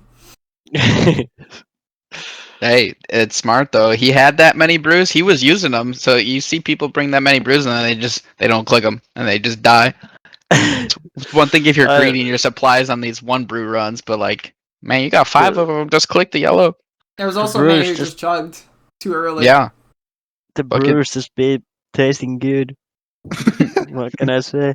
Like lemonade. Delicious. Hey, does Cancer still hold some of the chat challenge records? Like 6 or 5 or whatever. I have 4, 5, and 6. Oh fuck! You got 3. Oh yeah. I was about to say that I am also, if I'm not mistaken, a record holder. Wait, which one? For the Iron Man Inferno. Oh no, you lost that a couple days ago. Yeah, really? Yeah. What? Who beat him? Little cuff, on his iron. Who's that? Oh man. I think he used to stream, but I don't know if he does anymore. But 45. Yeah, it was 41. pretty quick. I think he's got some Missouri pieces and stuff, but yeah, he murked your time, buddy. Oh no. Yeah. He for sure gotta have all the new stuff. Well, I think he Uh, just missing crystal, or he has crystal legs. Yeah, instead of Missouri. That is unfortunate that he smoked his Well, butt. I had it for We had to like pull new six gear months. till the I had- TOA goblins came out of the fucking woodworks. Yeah. Hold True, on, all these I damn cannot goblins. count. I had it for almost 7 months then, just over 6 months or whatever. Well, it was done with barrows, gloves, and armadillo, and Oh, true. Fucking Zaryte man brace prods. Time for the redemption arc, I guess. no, No, it's the iron. Yeah. That's also fair. Alright, so general consensus though is that TOA is in the bin.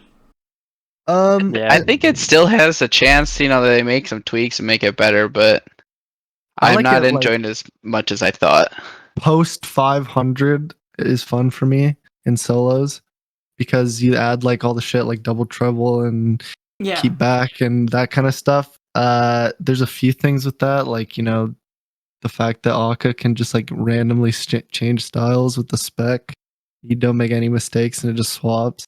That's kind of dumb. The Baba through prayer, like Red X, it's so stupid. But apart from that, like some of the like, I'd say more the pet transmogs because it forces you to do like the highest level with all the invocations. Those are fun, but anything below that, it's just kind of Tob where you just sit there and you're hitting things and you don't really need to pay Yeah. attention. Like, The money 400s are like, I don't mind those. Those are fun where it's just like kind of fast paced, just going. Yeah, they're fun, but it's more fun because you're doing it with like other people. But yeah, but, like the in content- call and stuff. Content Yeah. yourself is kind of like boring. Yep. like, I was just looking at like yesterday or whatever. I haven't opened RuneScape like anyone's stream in probably a month, but yesterday I was watching Goldman do 500 whatever solos, and it just like the content just looked so boring. Like not because of Chungus, of course, but just because you're just sitting there flicking and like playing kind of tick perfect for a billion hours on the same boss room, and I don't know. It's just it's not slow dynamic. and boring. It's not dynamic. High invos give me like the solo Tob vibes. Where Yeah, it's more so you have to play Yeah. careful, like tick perfect, more so than like Yep. speed fun tick perfect. Like there's Yeah. two different kinds, Oh, and man. that's like Exactly. the kind of the vibes I get from like the 500 plus, where it's like, yeah, like Red X Baba or Butterfly for 5 minutes, or do Croc one ticking your prayers for 10 minutes because it's whatever level 5. Yeah, and Yeah. set up the shit lines perfect in the Capri. Like, it True. plays the same for the most part. Like, every run feels kind of the same. There isn't, like, too many things that change. Yeah, that's I think why everyone here likes Inferno the most because it's The most dynamic. Like, yeah, it's the most dynamic. it's a simple concept, but it opens the gates for things being so different every single time. Yeah, and like it opens like you have to have different skill set to be good at it. Where you Yeah. have to be able to think quick and on the fly kind of thing. Yeah.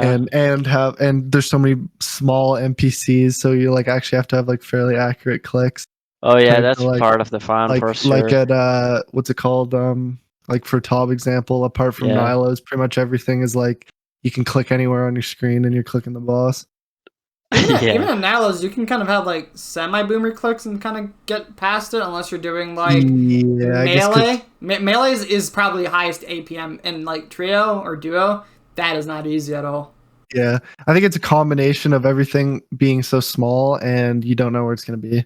Yeah. Where you have to Yeah, have that's mechanics. definitely like a big part of the Well- appeal that you gotta click so good and and you have fast. to be so like you keep always going from like left to right kind of thing because like you're always going to your prayers. Like there's not really Yeah, much content where like Nilo you can just kind of pray offensives and you'll be fine. and the fact that you actually always gotta be flicking, and when you look at top people, that only do top. They just sit there and AFK. They don't Oh, even touch it their tells- prayers. Like, Man, yeah, that is that's so my bad. biggest pet peeve. Like when I was Tbach, when I was doing Cerberus for my CAs, like it's like ingrained into your like muscle Yep. memory to just one tick flick everything. So, Yeah, like when you go to yeah. top, I'm fucking people- kicking cows in Lumbridge. I'm gonna be fleeing those bitches.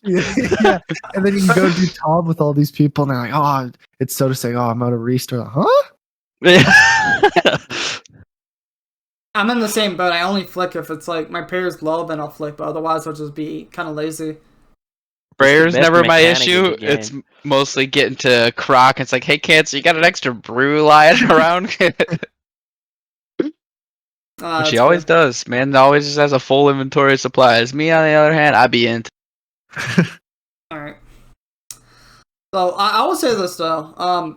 In regards to accessibility, which I think that's what they were aiming for, they hit it out of the ballpark because it's almost...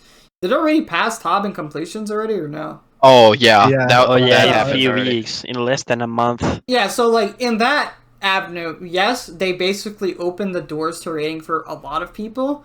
I'm not sure if... I think I've seen some arguments saying, like, well, this is good because if there's more people that are raiding, then, hey, that might mean that the next raid we get, it might be even harder because, like, maybe it's getting people to dip their toes a bit into raids. But then again, there's some people that are just sticking to their, like, low raid levels, not really pushing. So that might end up just being the case again, where it's just, like, the next raid ends up kind of like TOA.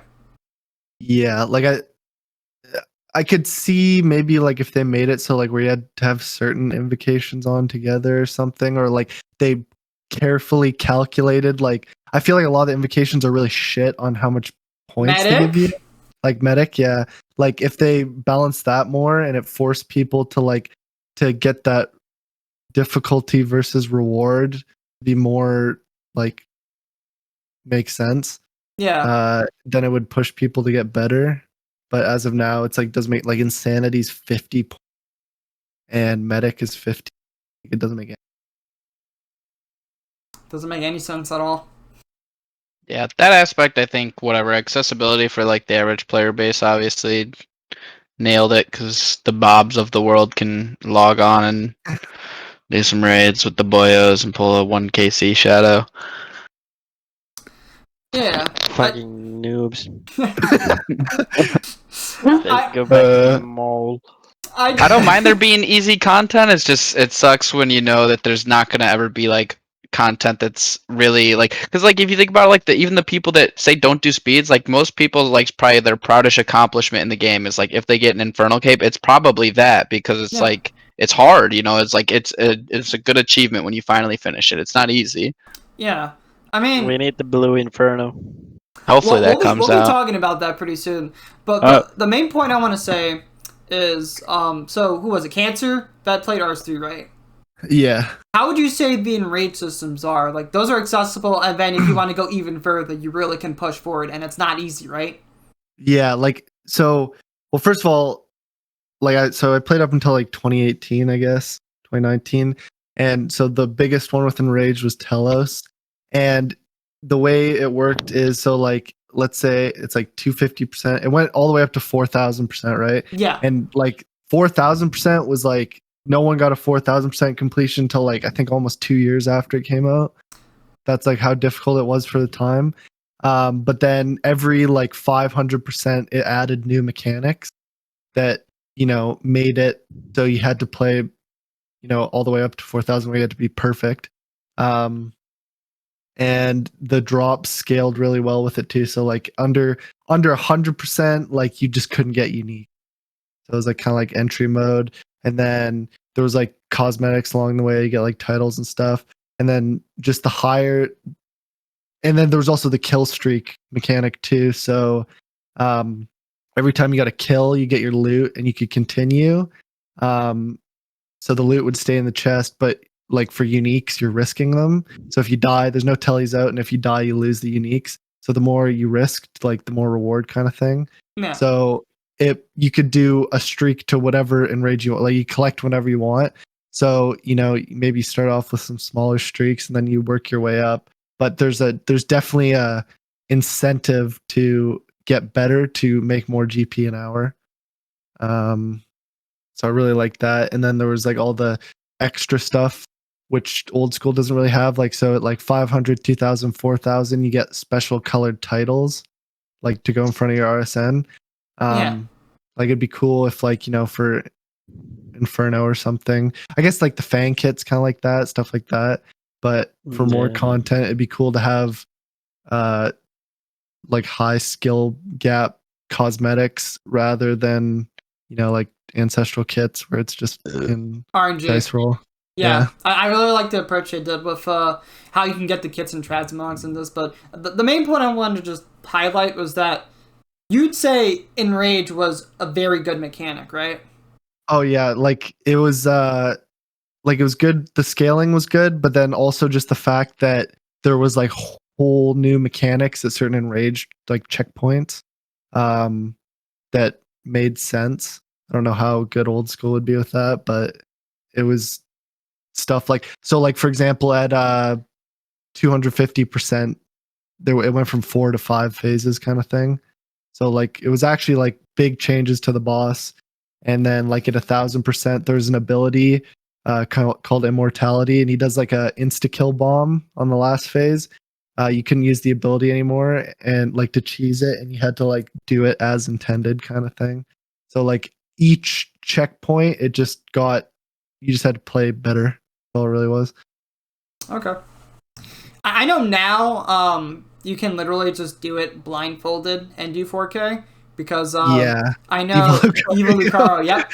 He's insane. I don't even play RS3, and watching him do that stuff is insane. Yeah. I don't play either, but I still like tune into a stream sometimes. I'm like, holy shit. But that's the other good thing with Enrage is like it kind of like, obviously since Tellus, I think it was 2016 or maybe 2017, been out for a long time, but the Enrage definitely slows down power creep for a lot of bosses, and that's why they've been adding it to more and more bosses on RS3. I thought that's what was going to happen with TOA, where it was like you wouldn't be able to actually clear it until like more and more stuff came up. But as we saw, Noob Type got a 770 with the current gear set. Of course, they also made tweaks to it too to make it more doable. But I don't want to say I was disappointed, but I was expecting it to be a bit harder and for it to take a bit longer for people to get past it.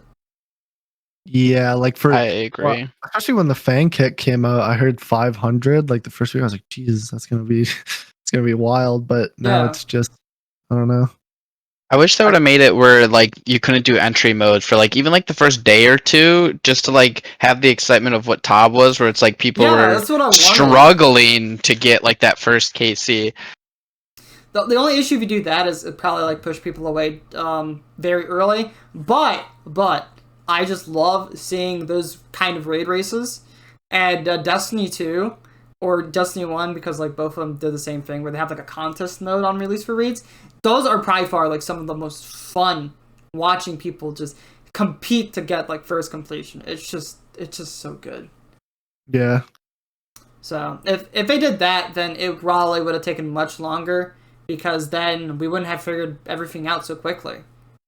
Like things would have been more of a surprise and would have taken a lot more time. Because that's the beauty of TOB, because when you die, you're back to the start. So you have to work your way back up just to die again and reset. But instead, now we have like you can literally do raid level 0. You can die as many times as you want. You get Honey Locust, so you can just continue to die over and over and over again. I mean, like I didn't even play the game at the time, but I was watching the first Inferno attempts, and like Wooks and V the Victim and all of them were sending, and it was just crazy because like there's like, you know, the famous clip where like he gets Zuck under 240 V the Victim, and then the healers come. He's like, "What the fuck is that?" I remember. Like, I watched that live. I watched that live, like, and it was insane. Yeah, like I didn't even play the game, and I was watching it because it was like so hyped to see like they get to a certain point, and they're like, no one knows what's gonna happen. And it's actually crazy how hard content they released compared to like the skill level of the like average skill level or whatever, how you will say it. Yeah. Like so everybody's so much better at the game now. How long has Inferno been in the game? Like 6 years or 7? It Five, released it 6 in at least. 2017, so 5. 5 years. Yeah. Like everybody was so much worse and they just hit us with that kind of content. Why don't they do that anymore? I think it's just because they want to appease as many people as humanly possible, because they looked at the numbers of like people actually participating in stuff like Inferno, Nightmare, but Nightmare was kind of a flop. And then It's the I guess CG Fortnite as well. effect. Yeah, so as you said, Fortnite effect. They just want to appease as many people as possible, and it sucks because it's like, well, then we as endgame players might not get something that's completely challenging unless they do something similar to like an enrage system, and it actually rewards you and gives you something hard. Yeah. I'm So. blaming Ninja. For the Fortnite effect. The Blev. It is what it is, but yeah, hopefully in the future we do see some changes to TOA, but I don't know. It doesn't seem like they're keen on making any changes right now. But in future content, though, I'm hoping like enrage system or something. Please. I hope Grander master tier. All right, so. so Literally. Fuck yeah. So this question is again like an off the script question, but I think it's still be interesting to talk about a little bit. So as you all know, out of nowhere, the PvM Arena came back to life because of a question that got brought up on Twitter by I think his name is Hate. Yeah, Hate. So he asked the question: does anyone remember the skilling cup Oh stuff? yeah. And because of that, it made people think like, oh yeah, so the PvM Arena was like still around. You could still like go to it, you just couldn't start matches. And then someone, I believe Ross said something along the lines of, there are accounts that still have permissions to start matches, which is what caused it to happen on that day. It turns out that Jumanji had permissions, and Zam also had permissions. So we got those two accounts together, and we were able to set up matches, which was that gauntlet of every single boss around that time. So my question for you guys is, do you guys think that should come back? And if it were to come back, how would you change it? I think it'd be a ton of fun if they brought it back. That's just like, I think that's one of those things where it's like, even if there weren't rewards from it, it would be fun because it's like something that you can crank the difficulty up on, especially if you could add the new bosses, like all of the raids, final bosses, the sub bosses, Nightmare, Fasani, like Nex, like all that stuff. I think you could make it a lot of fun. Maybe have it like customizable where you could maybe have like different set patterns or something, but Yeah. Or like even with all those, mechanics. even with all those old bosses, like you guys were still getting murked, let alone like none of the new stuff, which Like imagine kill you. if you could do like set mechanics and like you get the Zabak level 4 waves with the Zuck shield Oh or god. some shit like that. That'd be Like that would insane. be cool. I just don't I think know I've how it solved would be as on the well. worlds. So the next time, if they ever do it again, of course we'd have to get the accounts again. I think I have solved it as to how to do it in small teams. Because the problem is in small teams, you just get murked by wildly bosses. But there's a cap of 3 bosses. You literally just try to leave up the bosses that are like the smallest threat, like Mole, and then some other boss that you can probably kite around the room. So then, like, whenever there's one boss that spawns, everyone just gang bangs that. So, like, the annoying boss. So that's basically the solution for it. I don't know, Yeah, man. but Wolf's pretty that hard. won't happen when Olm gets added and you get teleported across the room. So Because Sonic Boom. the undodgeable teleports. Oh Yeah. yeah. There's nothing you can do about them. It would be cool if they spiced it up, but I am kind of curious as to how would they add raid bosses in, if it would be like you'd have like literally it's just Ulm Arena and then you just have fucking Grider just spawn in and shit like that. Maybe just have like one raid boss and then just have a bunch of like God Wars bosses or something spawn into that raid arena. Maybe have it like raid themed or something.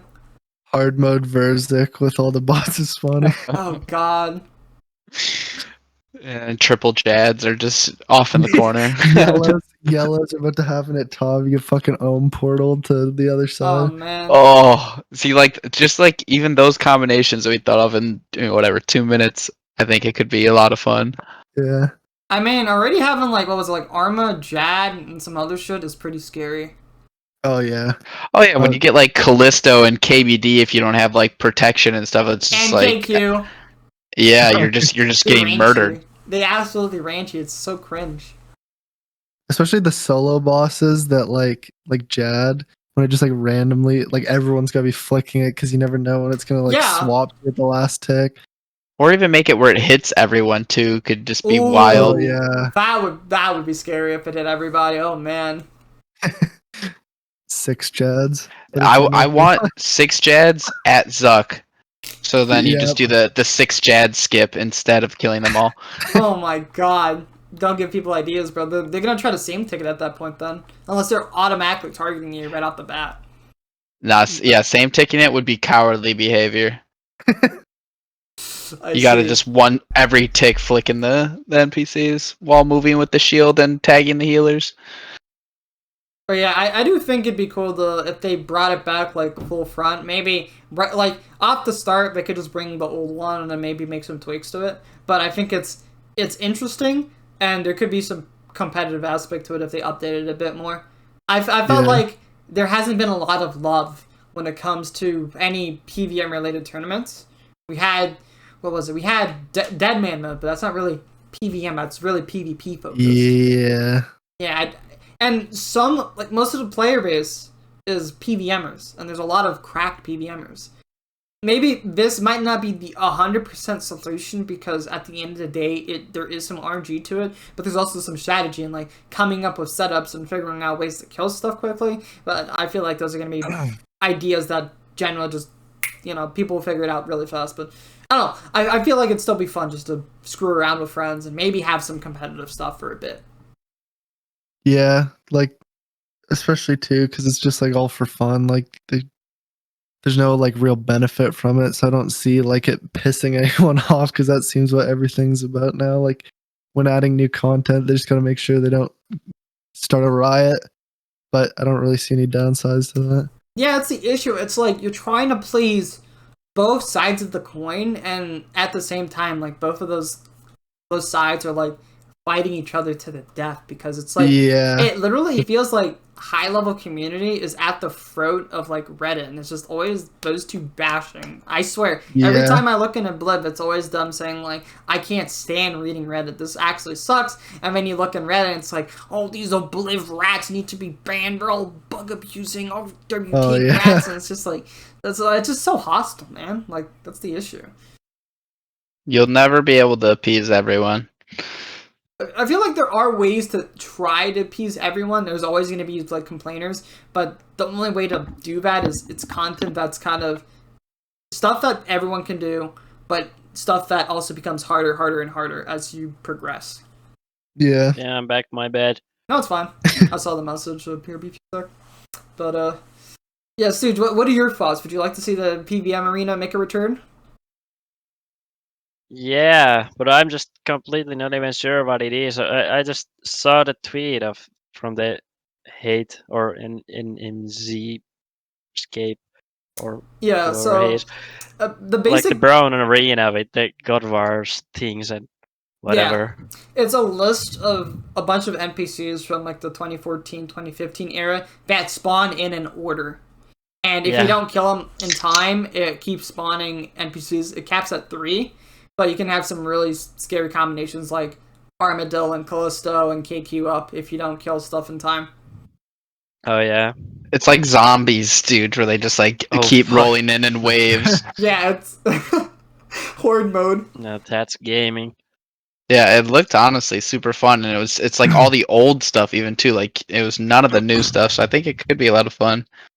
Bro, the Wally bosses just suck. They're actually the raid bosses of that shit. So tanky. Yeah, because they're unkillable, and you have to cheese them. Yeah, they literally their defense is just so high. Even with Fang, I was just not hitting. And if with a team of 10, just no. You have to be in like a big team to handle those things. I do wonder though, like if it would be bad on the worlds, because I always say like instances and combat is like what makes the worlds really bad. So it's like you're making an instance with a ton of NPCs, and then people are doing combat. So I don't know if that would murk the worlds. I guess if that was an issue, then they could maybe have it hosted on certain worlds then. Maybe have it maybe not have it around all the time, But whenever like a tournament world comes around, maybe give everyone permissions to host games. That would Yeah, probably that might fun. be a good middle ground, honestly. Maybe that way it's like kind of keeps it fresh. It's something that people can jump in and do like from time to time. But again, there's kind of like potential. leagues. Yeah, there's potential for them to do something with it. I just hope they don't let it just sit there continuing to collect dust. But that's my 2 cents. All right, We so do be needing more leagues. Now that you mention it. Yep. Where the fuck is our leagues? fresh start with Okay. homie. Yeah, but leagues would be even more fun. True. I actually haven't participated in a league very hard yet, but it's just because I haven't been too big on the temporary game modes. I'm always just like trying to do stuff on main game. That's why.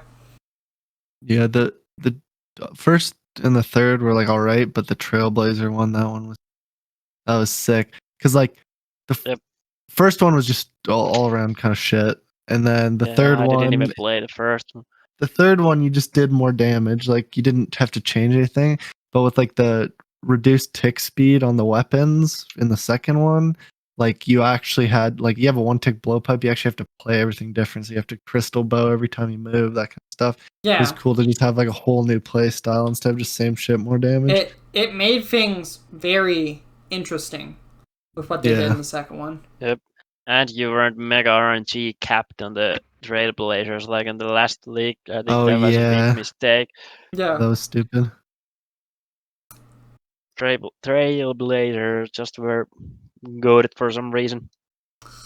Yeah, I wonder if they'll end up going back to it, because I think they said they didn't have any plans on any new leagues. They would probably like replace some of the leagues instead, so they'd bring back an old one. So better not be the they first decided one. to do. The first one to do probably wouldn't be as bad if they did it when they decide to expand on Koren a bit more and add in that. I can't remember the name of the continent that that's supposed to come along with Koren. I'm drawing a blank right now. No idea. Shit, this is gonna bug me if I can't remember it. I might have to look it up.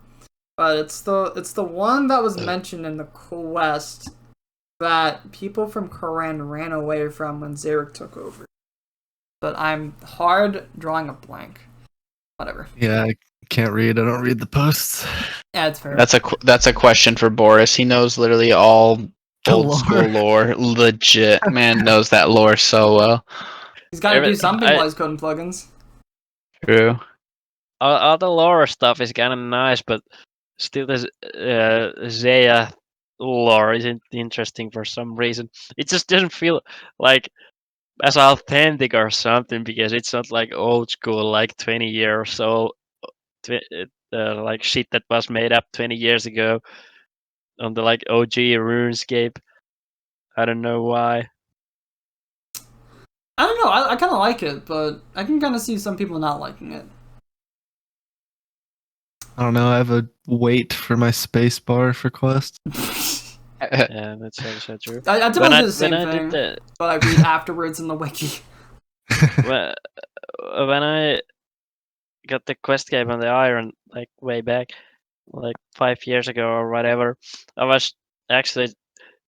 wanted to read everything. I wanted to keep up with the lore. I was like basically playing RuneScape for the lore. And then what happened? You got married. I don't know. I guess I just got better at the game and started doing interesting stuff. And now he's married with a wife and a kid on the way. Yep. No, that's neither of them. Dude, just the people that complain about gets home at 7 p.m. after work. And he only has 7 minutes to play. When the wife let him onto the family PC for 20 minutes for the day. Oh no. Alright, so I think it's time to move on to a question that we've all been wanting to talk about. Blue Inferno. Oh, I know that was the Frosty question. Wait, what? Oh, The question that Frosty asked. Oh, I don't think we're going to be asking that one. I'm so sorry to disappoint you guys. Oh man. oh, thank goodness. Well, I'll only answer it real quick. My answer is only for Frosty, and it was the day my parents' divorce was finalized. There you go, Frosty. All right, back to Blue Inferno. Go on.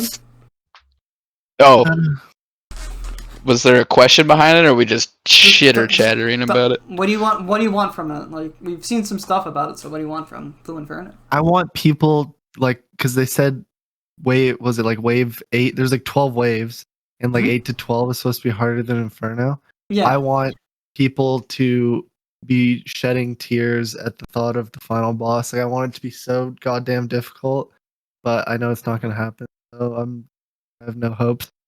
Yeah, that's also like. I hope it's as fun, but I just hope they don't go the fucking CM route that everything just gets like Thank Higher you. defense. more defense and shit like that. They just gotta make it somehow more challenging and more fun, but not through mega defense and shit like that.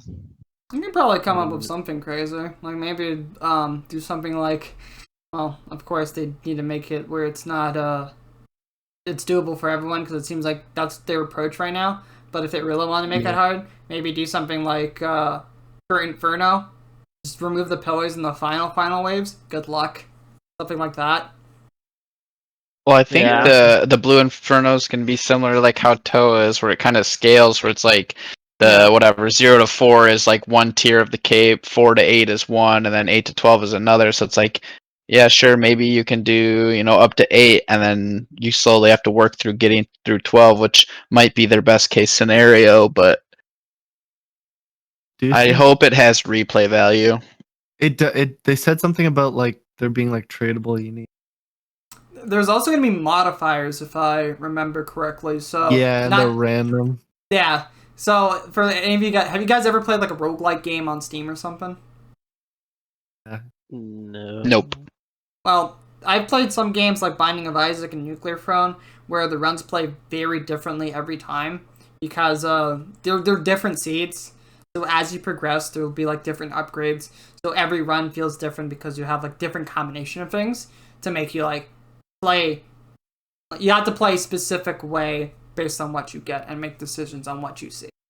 So I can't remember what I exactly said when I spoke about this last time, but I think I said something along the lines of there'd probably be like some really cracked ones for that'll make you want to use melee. So I think what they should do is like have it where as you're progressing and you have like those modifiers for yourself, there should be some cool combination that make you do some like really crazy stuff with melee or range or mage, stuff like that. Yeah. I think that'd be fun. Yeah, and it's like different every time. So maybe have like some of the stuff from Trailblazers, throw that in there, and then maybe you'll have one where it's like your melee weapons are like half attack speed, and maybe they have AoE attacks, right? But in response, there probably is going to be some modifiers to buff up the enemies too, to make them do something like when you kill this one, it splits, or if It's got Marty Dom and it blows up like how. Or if it melees you just one shots you, or just stuff like that. There are so many things they can do to make it interesting if they decide to go the mutation route. So I'm really hoping that they do it because that will be dynamic. I think the only downside of that is just like, oh well, then people are just going to keep resetting over and over again until they get like this specific good seed that they want. Yeah, a good seed. So I'm hoping that they make it where some seeds are still worth it. Like some combinations are still worth it. Like it's kind of going to be hard to balance it out, especially like new gear and stuff like that. But we'll see what they do. I think it'll be fun to do and see. I definitely think it has a lot of potential. We'll say that. Oh yeah. But it's definitely a coin flip. Right now, I'd say our hopes are like kind of in the bin with how things have been. So we'll have to see what happens. Yeah. A best in slot coming from it though is, I guess, exciting nonetheless. Yeah. True. Oh well. I guess good gamers can, whatever happens, the best gamers can make a lot of money with it. What do you mean by that? Oh. Hey, Go on. I can already see a lot of people are going to start changing their profile pictures and their Discord bios. I'm not going to say till why, but high Oh, chance. like PM for tips and tricks. Yeah, something like that. I'm gonna see. Is there a way to check Parsec's install, like the amount of installs Parsec have? Because second Blue Inferno's out for a week or two. It'd be kind of cool to see if that number changes for some reason. I don't know why. I'm just to see. Oh yeah. I don't know. I just think the best indicators, if you look at if there's any pink yachts near you, True. then maybe. Outside of that, though, I think a good show of mastery, if they do go that route, is pretty much instead of resetting, kind of similar like Gauntlet, right?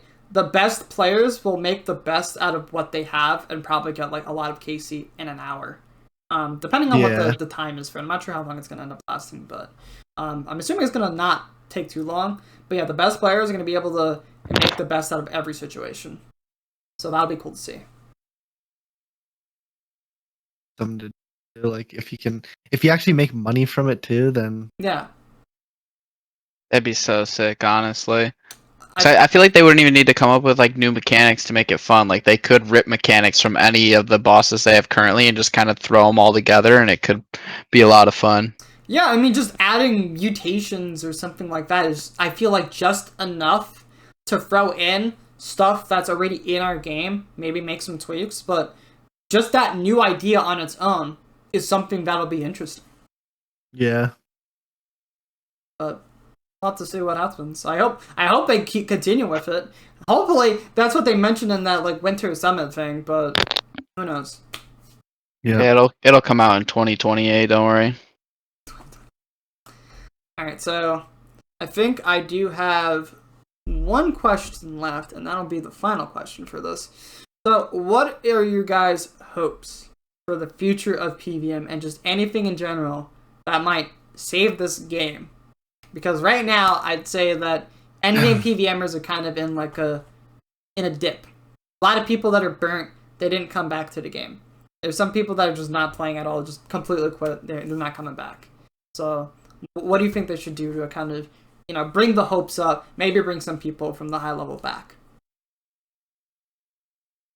Oh, I don't know. They seem kind of adamant on the game not being catered that side, like making mentions of things like Top that are never gonna make something like that again. So, I feel like your best bet is just be bad at the game and be a for fun player. I think they would never do this, but like what they would have to do is they would have to up the frequency of new PVM because it's just so like because even if they're just the last everything before hard mode, nightmare, next, all just terrible updates that they miss on, if it wouldn't be so emphasized on how bad they are if it wasn't like one update every 10 months to a year, whatever. If they up the frequency and the difficulty, it would. But I don't know. It's just kind of hard. It's just if they have more. It's like throw more darts behind your back. The more darts you have, one eventually one's gonna hit, kind of thing. So Honestly, I think that's like kind of dead on the money. Doesn't matter how bad it is give us something to do. Like yeah, everything's emphasized on how bad it is when people have to do it for 8 months in a row is the newest content. 2 years in a row. Yeah, imagine if we got like a end game boss or whatever, like every few months. Yeah, like RS3. Yeah, and like give give them one or two good items and don't dump fucking 20 new bestie slots to a single boss like Nightmare or Rage or whatever. True. Hella niche Give items, bosses but often from a and bunch with of new few content. items. Agreed. I don't know. Even things like GM, that's like the rewards were so lackluster for what should be like considered like the hardest thing to do in the game. It's like you get a teleport and 2 extra tasks. So it's like if you don't care about Inferno speeds, it's pretty much useless for you to have. Like, sure, I guess God Wars is a little nicer, but you get a cosmetic because the shitters will be mad because they can't do it. Yeah. They'll just get fucking better at the game. I feel like cosmetics are like the only way that they'll be able to appease people, where it's like it gives them something to do, but then people can't cry about, oh, they can make so much more money than me because they're better or something, Yeah. which Yeah, sucks. like, I But feel like the Telos thing sounds like so much fun if they could Oh, find a way yeah. to make that work, but it's like they never would, because there'd be an outroar of people like, oh, it's not fair that he can do 2,000% and I can only do 100, and it's like, I mean, isn't that I don't know. how I it feel like is it's the with it Indos seems right like the now? only game where the players complain about being bad like that. Like, I feel like something like League, you don't see people complaining because they're silver, and the Challenger kids got like a Challenger backpack for the year because they were better than them, and that's just like kids that are sinking thousands of hours into the content. It's like, oh yeah, this guy can run fucking 10 kilometers. It's not fair, even though I sit around all day and do nothing. Yeah, That's exactly why I'm running outside and biking, so that I can, I'll probably not do like 10 kilometers, but at least that way I can not, literally bike for 10 minutes and be like, I want to die. Because that's what it started off as. Like, when I started getting back in, exercise, bike 10 minutes, went back in my house, get me out. But I kept sending them now. Here we are. I'm doing like, what, 30, 40 minutes now? Yeah, man, it's just like everything, you gotta put in time to fucking see something. Oh, But yeah. this is one of the games that, I don't know, people just, they don't want to. But this is Yeah. the game that's always been the like where you gotta put mega amount of time, destroy your life to get somewhere in the game. Yeah, Destroy your Well, then- wrist. it's so weird too, because like people are happy to sit there at fucking Kraken for 8 months to get a little weird squid to follow them. But like when you got to do 10 hours of, some kind of PVM to be able to get consistent at it, it's like the end of the world. I mean, it's true. it can be kind of frustrating when you're trying to like get good at something and just like getting hard stumped, but that's just the fun in it, right? It's a challenge Yeah. for yourself. You gotta keep pushing through. Take breaks, but don't stop. But I mean, I'm ass at new content most of the time. It's just I yeah, enjoy it. Well, I don't even enjoy it when I'm like when TOA came out, like the first day, like you get people dying to Baba and you're like, fuck, this sucks. I take my time when it comes to new content. Like, I like to really sink into things at like kind of a low level and like slowly but surely like kind of go up until that. It's like that for me is the easiest way to learn things. And then as I continue going further and further, then I start asking more questions and trying to like figure out like small intricate details as to like, okay, so this happens at what point, stuff like that. Yeah. For me, it's just like fucking toss me in the deep end, man. Like if I can get a completion, like for when I was going for like Fang Kit, I just like never did solo Akka before. Just go in with like, every invocation on with softcore on, learn it. And then the first like actual run I did, I just got it the first time because it's like if you just go in on the hardest thing, if you get kind of consistent at it, then you're not really gonna have a tough time. And you're not going to be as nervous too, because I feel like a big part of this game, especially with when people talk about Inferno, because it's such a time setback if you die. The biggest thing is nerves. Yeah. Nerves So for sure. it's like when it comes to really hard content, if I can get kind of consistent with something really difficult, then I don't get nervous, and then it's not really a big deal. That's how I felt with speedrunning CMs. Like, when I feel like there's a PP like Radom Bay, I can get super anxious, but now it's like I'm just super calm about it now because I've just done it so many times. Especially with like speedrunning stuff, when you see like a really fast split, like the Yep. first time you get that split, you're like, ooh, you're fucking Start shaking a little bit. Yeah. But it's also because you're not sure if you're ever going to have it again. It's like one time thing, but no, if you keep doing it, then you'll get it again. Is it the God run? And then you get a same split a few times. You're like, Yeah. okay, seen this plenty of times. Been here, done that. That's And how then you I get felt when I was getting like going for sub 53. I was like, oh my god, I got a split that could have been it, and then I die to some really stupid thing, and I just can't sleep after that. But then like the next couple of runs, literally the same thing happened where my split was even better, where I had like a 4-minute Zuck or something. I was still diary. Yeah, I still like have nightmares of my fight cave PB now that I definitely threw like 10 seconds of just like misclicks and misplays. It's like that could have been my sub 20 and wreck back, and I just inted a couple times and ruined it. And now I just don't want to do it again. You just get to a point where you're like, it doesn't matter. Like you get like a minute faster than the fastest split ever on something, and it's just like, yeah, the triple jads and the Zuck are gonna be fucking 10 minutes. Like you just stop caring about it, and then that's when you play the best, when you don't care about the game. The friendship Zuck run. Yeah. True. Friendships suck. All right, guys. Is there any last things that you want to say? Ooh. Thank you for having us on. It was fun. True. This gonna be Always the want to show top- my gratefulness. This gonna be the top Ozar's.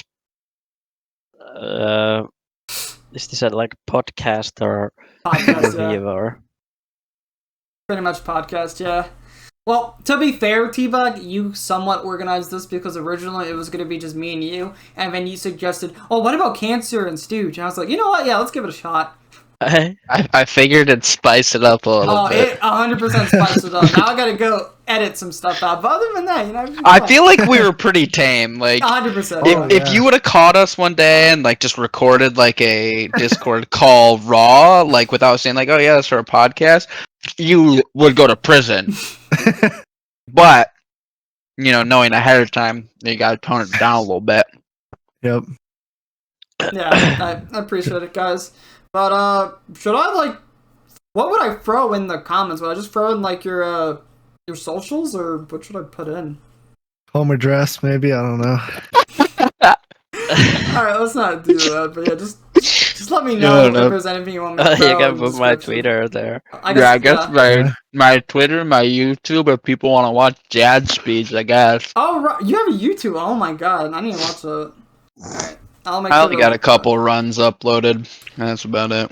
Hey man, runs are runs, but hope you guys enjoyed this episode. This one was a doozy. I laughed my butt off on this one, and I hope you guys enjoyed watching it too. But thanks again to Cancer, Stuge, and Tbach for a wonderful time. Thank you for having me. Have a nice day. So, Follow us on Twitter. Victor. Follow I'm Rats. fucking victims. I'm left on Twitter. Yeah, Stooge has a great Twitter. I agree. Anyway, so normally this would be the part where I'd announce who's going to be the next guest. Oh, But true. The only issue is that I've been left on red because Hootie got back to me and said that they were busy. So I will say it was supposed to be Kevzy.